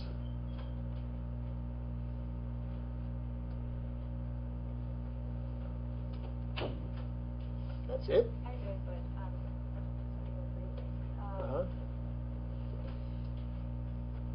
there's something about a unified government in Israel that Unity government. Unity government? Well, what you had when Sharon came in was that the Labor Party under Ben Eleazar and Shimon Peres, since Sharon didn't have enough delegates, enough members of the Knesset in the Likud party to form a government, he set up a government of national unity with Peres and Ben Eleazar. Now this was very controversial within labor because they didn't like, a lot of people in the Labor Party didn't like Sharon's policies, which were to keep the settlements and to fight terror with terror. And so finally, what was it, about 4 months ago, Labor finally pulled out over the economic policy of Sharon. And then Ben Eleazar thought he would be elected head of the Labor Party, there could be new elections, and then he'd go back into a unity coalition with Sharon.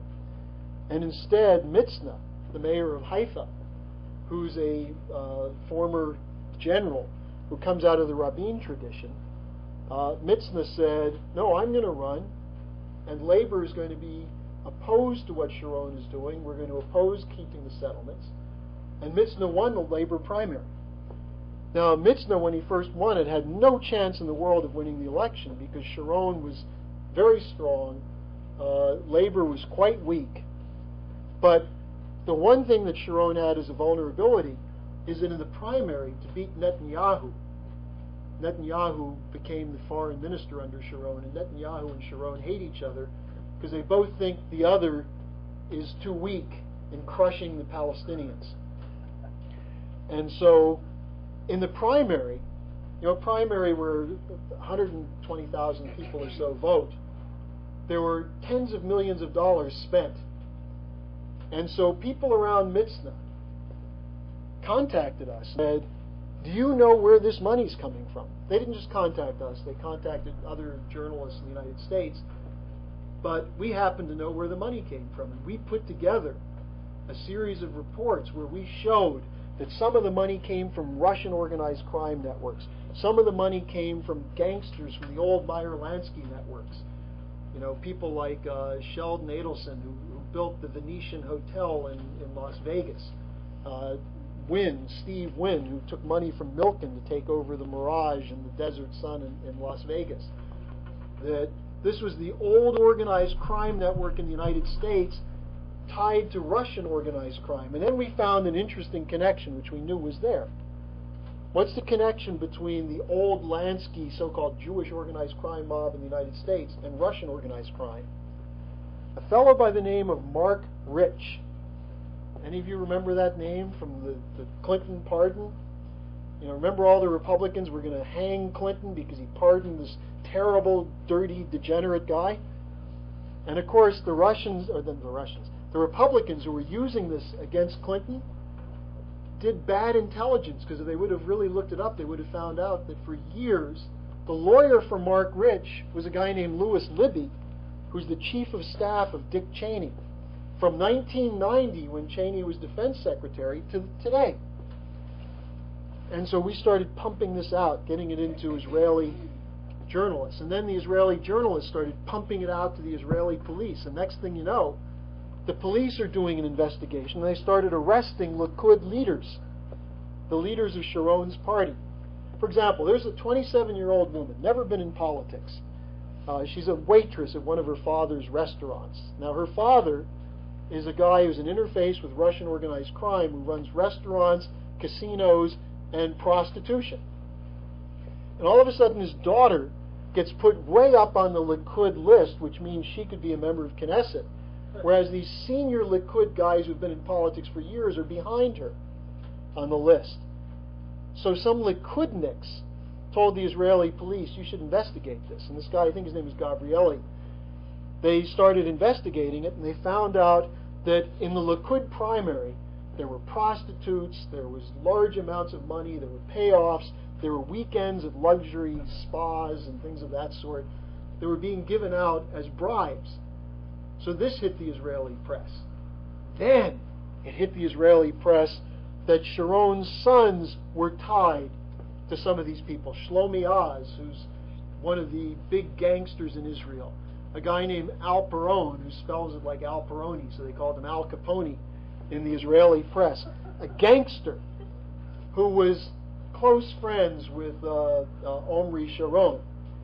Next thing you know, they're looking into Sharon's personal finances, and they found out that he paid off a campaign debt with a $1.5 million gift from a mysterious South African donor, which first of all is illegal under Israeli law, but secondly, it's an interesting question. Where's Sharon getting all this money from?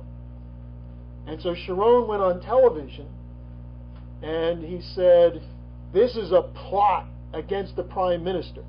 Now, he said this the day after Mitzna did a press conference saying, watching the Likud operate is like watching the movie The Godfather. Because they had made the point, they'd proven it. This was organized crime taking over Israeli politics. So Sharon starts to throw a fit, and he says, this is illegal campaigning, my opponents are smearing me. And the Israeli Supreme Court pulled the plug on the press conference because Sharon was doing illegal campaigning. Now, all of a sudden, the Likud, which was looking like it was heading for 41 seats in the Knesset, which would be a lot, 68 seats or 69 seats gives you a majority. If they had 41 seats, they could easily get some of these right-wing extremist parties into a coalition. Or they could say to Labor, which would then have about 18 seats, look, you want to be a player, you've got to join us as a unity party. All of a sudden, Sharon's party fell down to 27 seats, and Labor up to 24 in the polls. If that happened, Labor could probably form a coalition government, and Sharon would be out. So what's happening now is that Mitzna, who up until recently people thought was going to lose, they thought he was going to be like Bill Clinton in '92. You know, when Clinton got the nomination, most Democrats were saying Bush Sr. is going to get a second term, so let's let Clinton take the loss. And what happened is Bush Sr. turned out to be about as bad a candidate as you could be. He'd been at 89% in the polls 8 months before the election, and then the economy sank him quickly. So Mitzna was supposed to be the sacrificial lamb, but Mitzna came out and said, not only do we intend to win, but if we don't win, we're not going to form a unity coalition with Sharon. And he's been strengthened to the point that Shimon Peres and Ben Eleazar, who had been maneuvering against him in his own party, were at the press conference with him. So he said, the issue is, are we going to lose Israeli lives defending the settlers, or are we going to bring the settlements, shut down the settlements, give the Palestinians the land, and defend Israel at the 67 borders? So he's made a very sharp line. Now, Sharon may still win. You don't know. The AP, the other day for the first time, said it looks as though Labour could win. Sharon could lose. If that happens, that would be a huge upset.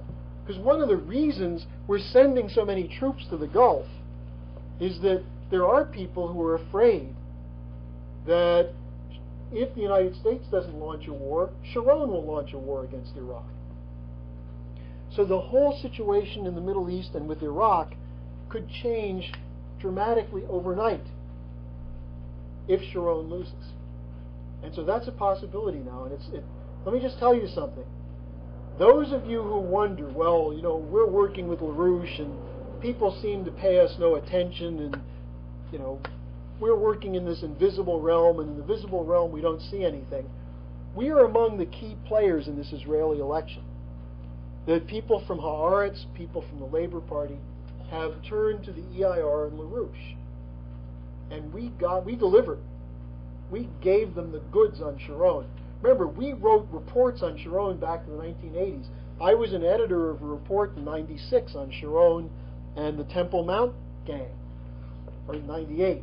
We did a report on Sharon and organized crime in 1985, when Sharon's big backer was Meshuggah Riklis, actually Meshulam Riklis, who was a gangster in the United States. Yeah, Nick? I was just wondering if this happens in every nation, or there seems to be this total focus on Russian mafioso dons and others taking over Israel. I mean, maybe it goes on in South Africa and Sierra Leone too, but is there? I mean, Israel just seems like a country of mischief to begin with. I mean, it's always in the middle of all kinds of. But it has nothing to do with Israel. It has to do with the fact that Israel has been used as a pawn since it was created, even before it was created. What happened in Israel had very little to do with either the Jewish inhabitants in Palestine before the state of Israel in 48, or the Arab or Palestinian inhabitants in Palestine. It was a pawn of this game over what would happen after the Ottoman Empire. Remember, the Middle East, the whole Middle East, let me get this transparency again, was under the control of the Ottoman Empire.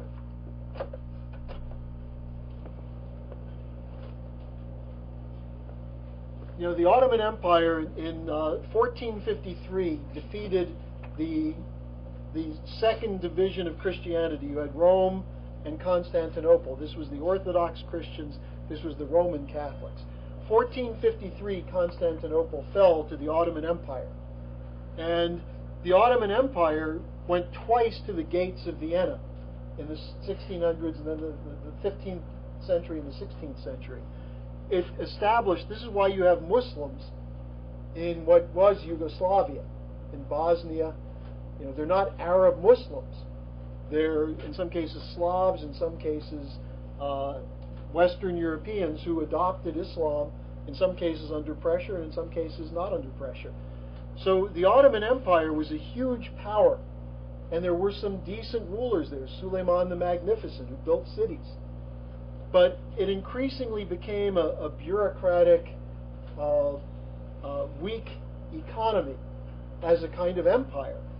And gradually, they were losing influence in Egypt, they were losing influence in various other areas. And so the British, who had tried to, under Palmerston, the British Foreign Secretary during most of the period from 1838 to about 1865, Palmerston said, we're going to defend the Ottomans to keep the Russians out of the Middle East. And at a certain point they decided it couldn't be done. So the British started maneuvering. Now this was before oil was so important, because the Middle East was the bridge to the Indian subcontinent, the bridge to Central Asia, and also into Africa, into northern Africa. So the initial British interest was geographical or geopolitical. Now when the British decided to build the dreadnought class carriers in the 1890s, that is the gigantic ships, in order to make them move quickly enough, they had to move from coal to oil for their engines. At that point, oil became a very serious consideration. And so their interest in the Middle East was geopolitical and geographical as well as for oil. And so that's when the British got involved in it. Now, there are two aspects to the Israeli or the Zionist side. In the from the 1860s to 1900, most of the Jews in the world lived in this area from southern and eastern Poland through Ukraine down to Odessa and up into Vilna, which is now Lithuania. Part of my family came from this area. My wife's family came from Kiev and Odessa. But the Jews in this area didn't want to go to Palestine. They first wanted, under the impetus of the Yiddish Renaissance, under the Jewish Renaissance stemming from Moses Mendelssohn, they wanted to improve Russia. They joined the unions, the Bund, the workers' union, to try to work to defeat the Tsar, to give freedom there for all people. They were socialists, they were unionists. If they didn't want to stay, they wanted to go to New York, they wanted to go to the United States. If you had a questionnaire and you said, where would you like to go? There were some who had already seen Palestine, and Palestine was an underdeveloped, dirty area under the Ottoman Empire. There were about 40,000 Jews, about 400,000 Palestinians. No real economy. So given the choice, you wanted to go to New York, Chicago, Denver, or as Lynn once said in a very poetic way, if a Jewish person from Eastern Europe wanted to get sand up their butt, they'd want to go to Miami rather than Palestine. Now, what changed? It became clear by 1905 that the conditions were going to get worse for the Russian Jews. By 1907, the Kishinev massacre, the pogroms, it became clear that the Jews in Eastern Europe were essentially facing a horrible situation. The Jews in Germany felt relatively safe. In fact, a large number of Jews in Germany fought on behalf of the Kaiser against the Russians in World War I. But in Eastern Europe, the situation was not so good. Now, under those circumstances, they still wanted to go to the United States, but you had something in the United States called immigration reform, which was run by the racists, the Harriman's, who started to say, who were saying, we don't want the Anglo-Saxon stock of America to be weakened by all these mongrel races of Mediterraneans and Slavs and Jews. You can read their tracts in Pasadena, the Society for Human Betterment wrote all these articles about how these are inferior people who were lowering the standards of the United States. So we had immigration reform to lower the number of Italians, Gypsies, Jews, Eastern Europeans who were allowed into the United States. And so with the reduction of spots available for immigration, and then of course with the Nazi anti-Semitism, the concentration camps, the slaughter of the Jews, and during the war the Jews were not allowed to go anywhere. In fact, the British wouldn't even let them go into Palestine. In 1937, the British passed a law called the White Paper to propitiate the Grand Mufti of Jerusalem, saying that the British would not allow Jews to come into Palestine. So after the war, what was left of a section of European Jewry, about 1 million people, emigrated to Israel. So that's one side of it. Now the other side of it is this crazy side called the British Israelite philosophy. Because in the 1850s, the Crown Prince, Prince Albert, who later became King Edward, Victoria's oldest son, formed something called the Palestine Exploration Fund. And this grew out of this cult in England, which is called the British Israelites. One of the leading, Milner was a part of this. One of the members of it was Lloyd George, who was the Prime Minister of England during World War I, who had been the attorney for Theodor Herzl when he founded the Zionist movement. And they argued that there should be a Jewish state, but they also argued that the lost tribe of Israel is the elite of Britain.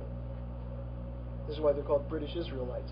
There's a fascinating book by Barbara Tuchman called Bible and Sword, which was her PhD thesis, where she writes about the whole history going back to Oliver Cromwell, Rabbi Manasseh ben Israel, who was an ally of Cromwell.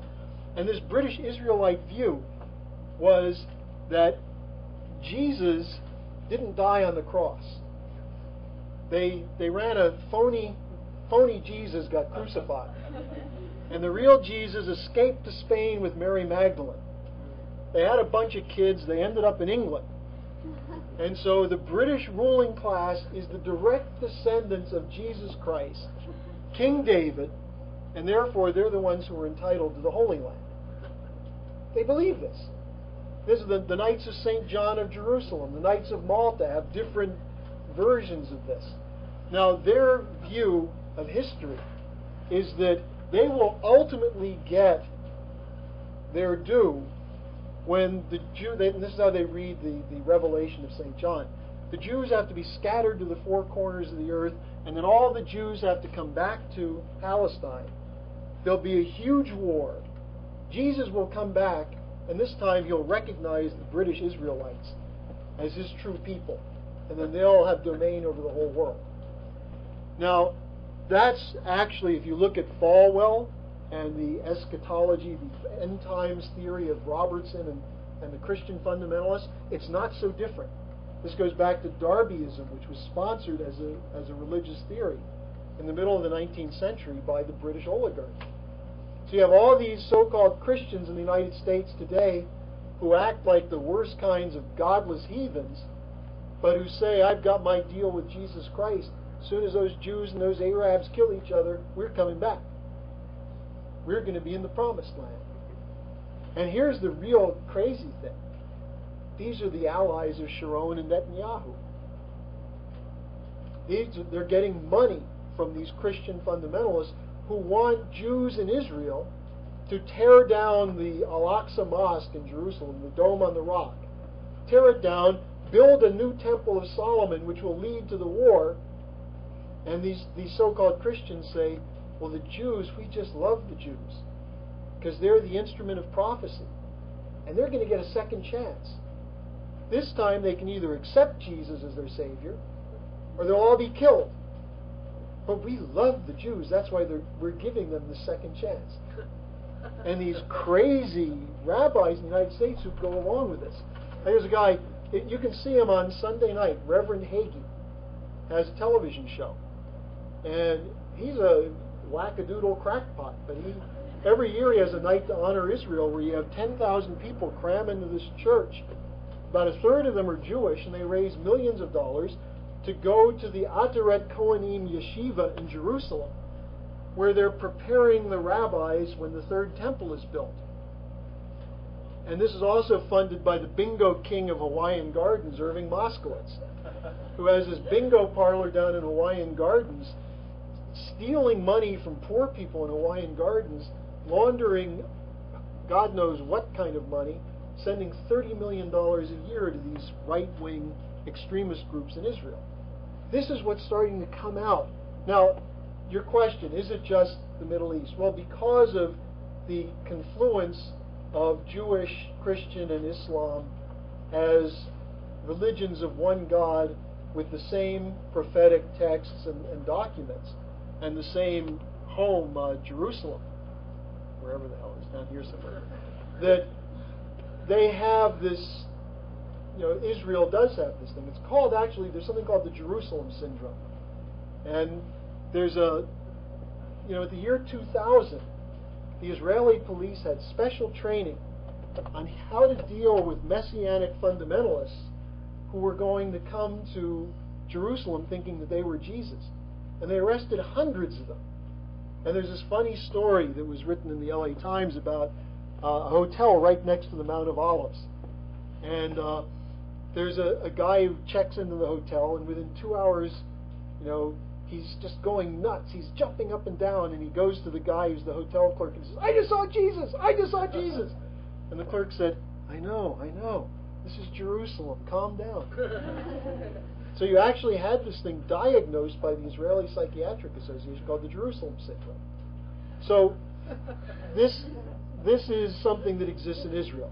Now, is there organized crime and politics everywhere? Of course there is. The United States.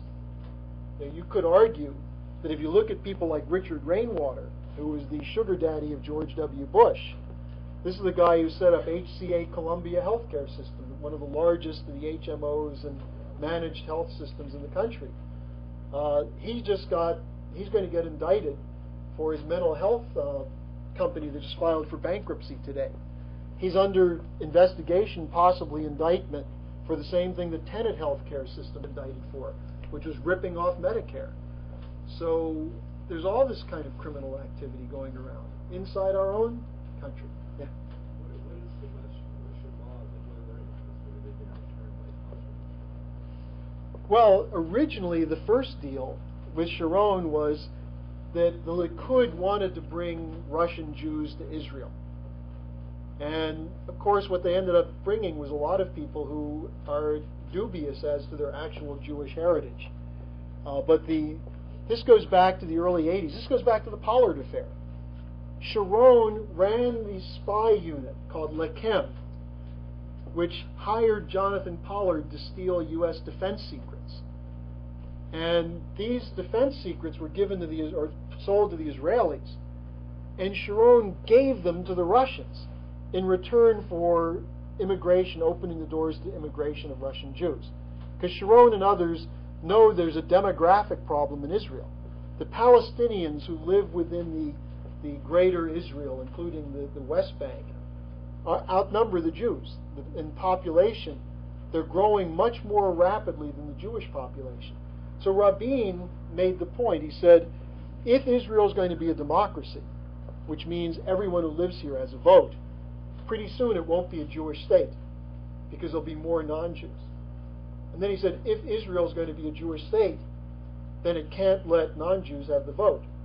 So he said, therefore, let's give up the West Bank, give it back to the Palestinians. Sharon and others said, no, the way we'll solve this problem is bring in all these Jews from Russia, from the United States, from other places. So we'll have growth of the Jewish population this way. So Sharon did everything he could to cut deals in Russia, including giving them top U.S. military secrets. And then when the Russian Mafia, essentially, was a grouping within Russia that was poised after the fall of communism. I mean, there had been in Russia people selling drugs and doing things like that, but after the fall of communism, when the state disintegrated to some extent, this was a group that took advantage of the collapse of the state. And they had huge increase in heroin traffic through Russia, which came largely from Afghanistan.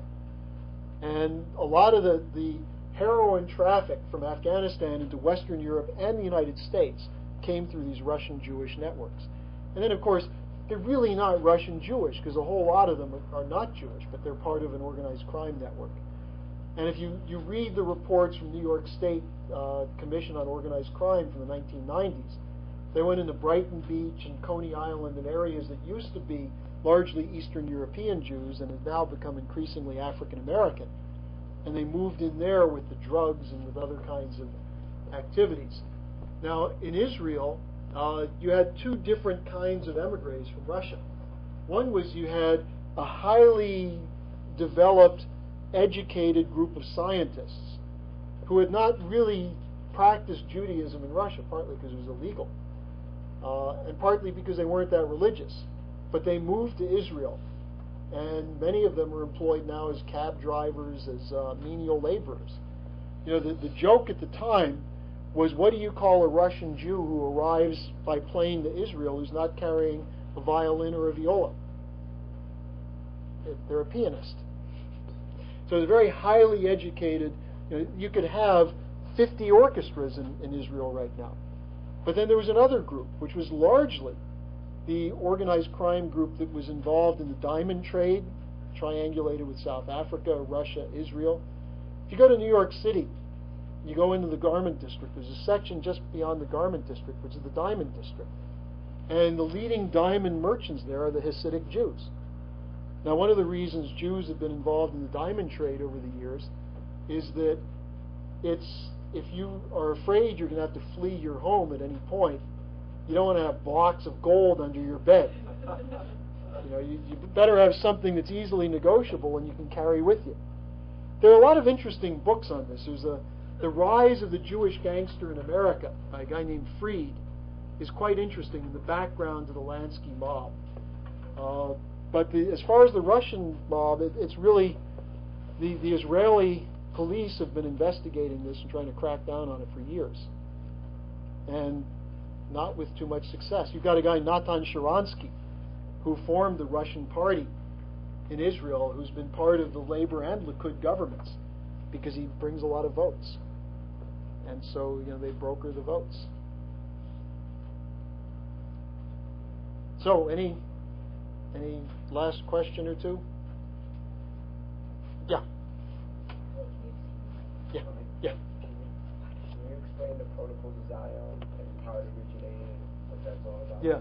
This is a classic example of a hoax. It was done by the Okhrana, which was founded by the great-great-grandfather of this guy Ignatieff.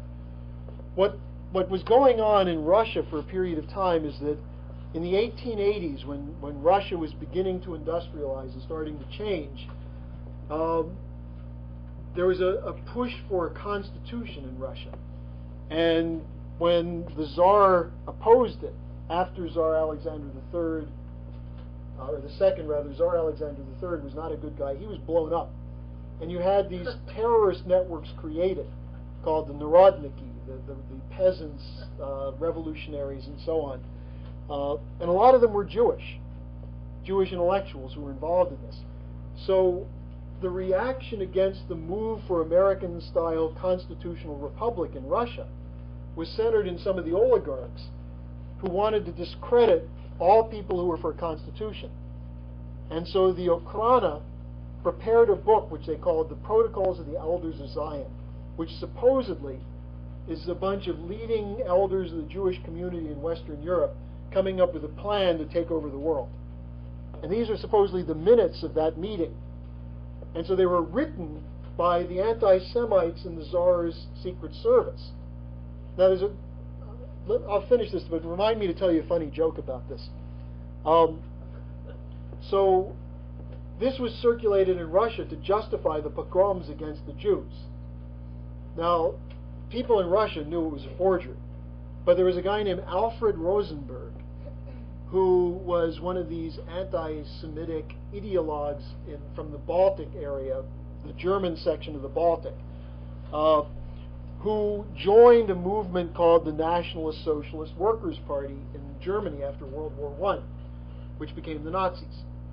And Rosenberg brought with him this book, The Protocols of the Elders of Zion, into Germany and said, this is a true story of what the German Jews wanted to do.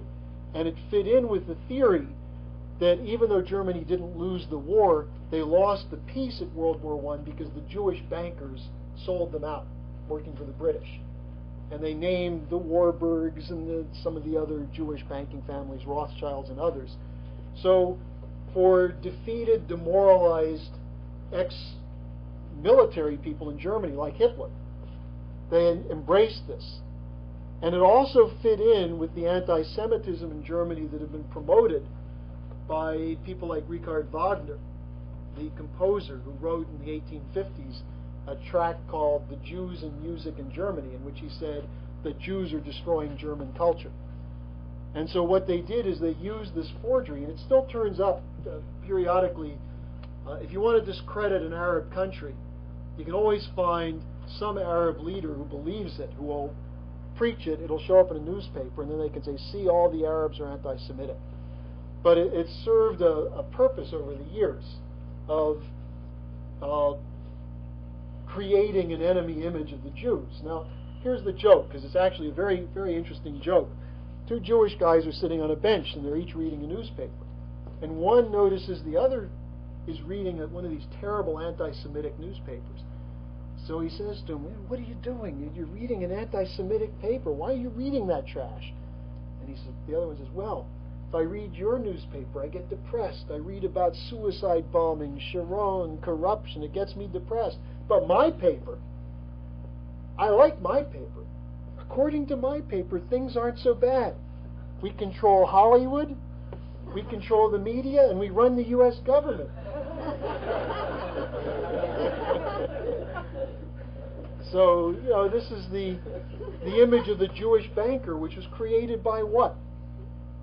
The laws in Europe in the 17th, 16th, 17th century said that it's illegal for Christians to charge usury.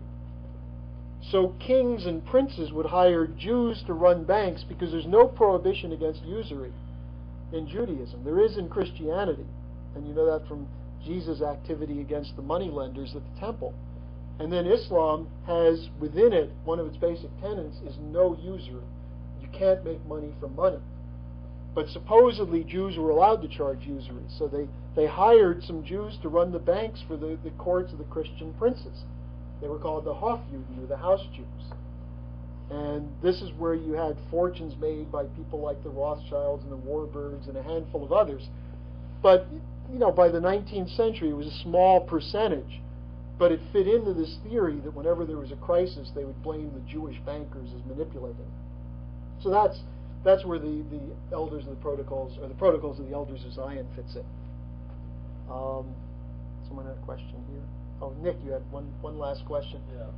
Why is Baruch being slandered right now in the Polish news? Well, because Lynn is extremely well known in Poland because he led the fight from 1988 forward, where he said that when communism falls in Poland, the solution is going to be extending German transportation into Poland, a food for peace policy. See, when he gave the last speech he gave of the 1988 campaign, shortly before he was sentenced to prison, was October 12, 1988, in the Kempinski Hotel in Berlin. And if you haven't seen it, you should see it, because it's a brilliant speech where Lynn said that within a very short period of time, the communist world is going to fall. And this was before you had any of the events of 1989 that led to the collapse of the East German and Czech governments, and then eventually the fall of communism in Russia. He said the internal economic crisis in the communist world will bring down these governments, which he had forecast back in '83 when Russia rejected the SDI and the collaboration with the United States on strategic defense initiative. So in his speech, what he said is that the United States should offer, and Germany should offer, economic incentives to Russia to not send in troops to Poland. And instead, we should offer them a food for peace proposal, that the West will provide food in the short term if the Russians stay out, and in the longer term, the high-speed rail connections from Berlin, from this idea of the Paris, Berlin to Vienna triangle, what Lynn called at that time the industrial triangle, that you'll extend trade corridors of development east. And so the policy after the fall of communism will be to build the industrial economies of these countries. That's what Lynn said should be done. Now, the alternative proposal was what instead was adopted, the shock therapy policy, which is shut down these countries, sell off what's good, and collect the debt. Now, Lynn's idea was actually accepted by a leading banker in Germany named Alfred Herrhausen, who in the end of 1989 was going to give a speech in New York City, which incorporated Lynn's idea of crash economic development policy with credit and technology for Eastern Germany, Poland, and Russia.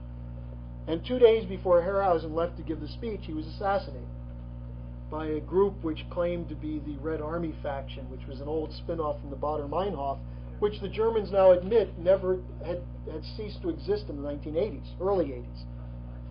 Then a couple of weeks later, a man named Rovator, who had been assigned the selling off or the reorganization of Eastern Germany, a company called, or a government agency called the Treuhand, the trust, business trust, which was going to go in and decide what to do with all the factories in East Germany, which were not as efficient as West Germany.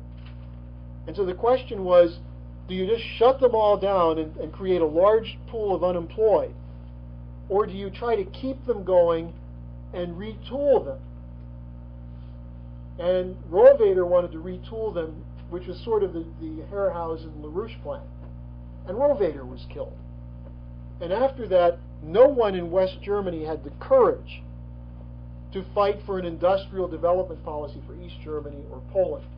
And instead, what happened is you had this guy Balcerowicz, who to this day is still one of the key guys behind the scenes in Poland, who was the head of the Adam Smith Society of Poland, who came in, and he also works with the International Economic Forum at Davos and so on.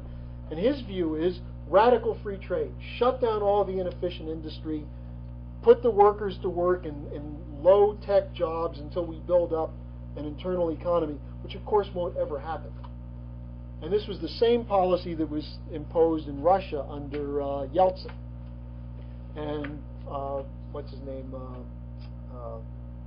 Nemtsov and these guys, the so-called reformers who were advised by Harvard, Chase, and the IMF. And so you had these two alternative proposals. So Lynn is on record in Poland. And Lynn had been to Poland, we've been to Poland, Aaron was in Poland recently, right?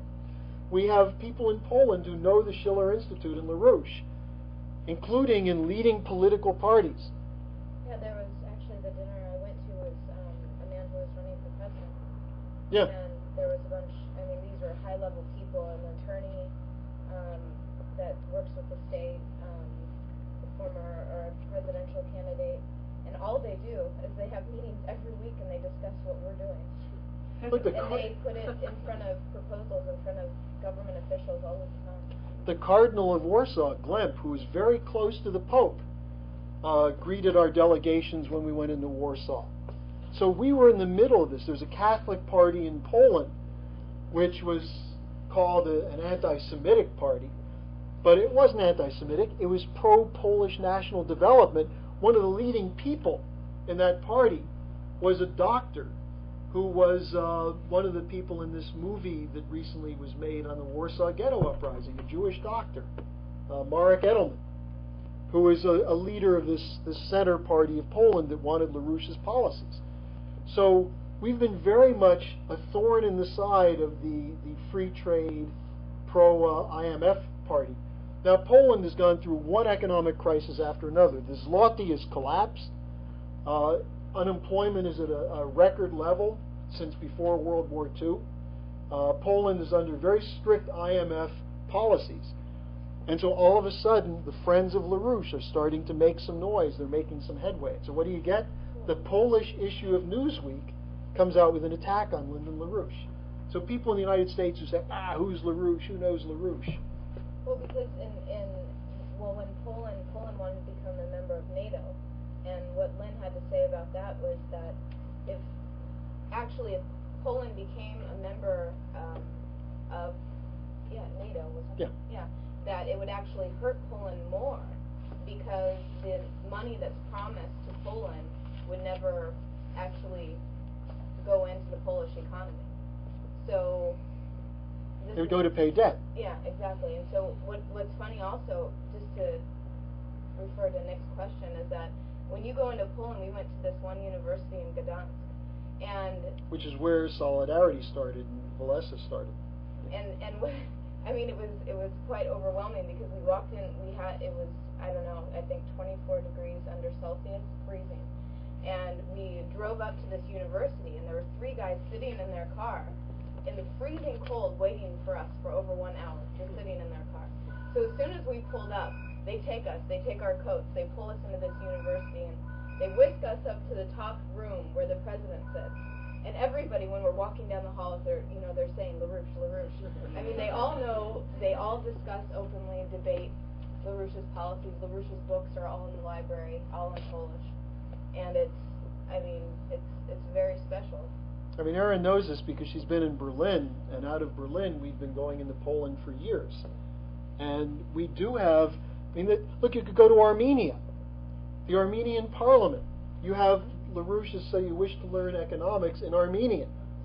And you have a faction of one of the second largest opposition parties, which is calling for Lynn's New Bretton Woods. Same thing in Ukraine.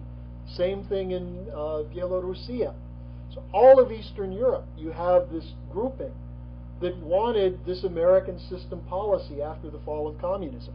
And instead they got British free trade. And so this brings us back to the original topic of the fight over whether there's going to be a new empire which is going to chew up these workers, use them up, which is what's happened. You know, the eastern part of Germany still has, what, 20% unemployment, 25% unemployment. And one of the major employment in eastern Germany is the wives of unemployed workers come and work as prostitutes in Berlin to make some cash. Look, the world's a tough place. We'd better get moving. We'd better do our job quickly. So look, we have less than, 3 weeks from now, we have our next cadre school, the first weekend of February. And everyone who's not already full-time organizer or activist with us, if you haven't signed up for the cadre school, you should. We're going to have 2 days of strategic discussions of the greatest ideas from drama, from poetry, from music. We're going to have Jeff Steinberg and Michelle Steinberg will be here with us. Jeff, as you know, has been extensively quoted not only in the Arab press, but now in the Israeli press, because Jeff has done a lot of the research on this whole Sharon Likud. Jeff and I go back many, many years, but we did a lot of the work that was in the Dope Inc. book and in the various other the coverage we have of organized crime in this country. But we'll be talking about these kinds of ideas for 2 full days. If you haven't signed up yet, see one of our organizers and sign up for it. So also between now and then, we have a webcast. LaRouche, 2 weeks from yesterday, is going to give a State of the Union about 7 hours before Bush does. See, Bush kept postponing the State of the Union because he couldn't find someone who could explain what the State of the Union is to him. He fired his whole economic staff, and now he's got a bunch of skinnier guys, but they still don't know any more than Lawrence Lindsay knew. So, Bush is going to be giving his speech that night, but at 1 Eastern time, that's 10 o'clock West Coast time on the 28th, on his website, we'll have a web address from Lynn, plus 2 hours or so of questions and answers, and you're going to be surprised by some of the people participating. In recent webcasts that Lynn has done in Washington, we've had the Black Caucus in the Congress, we've had leading journalists from around the world, political figures from around the world. We'll have more of the same. And so between now and the 28th, our organizing on the campuses, we want to point people toward that. So we've got a lot of literature to get out. You can join us and deploy on any of the campuses over the next couple of weeks and help us build this cadre school. Now, on Saturday night, we have Freddie's class, and who else is going to do something? Because Phil and I are going to be up in Seattle. Do we have something else set up yet? All Freddie all the time? We have trouble keeping him up that night on a Saturday night for too long. All right, so great. We'll see you soon, and do some organizing.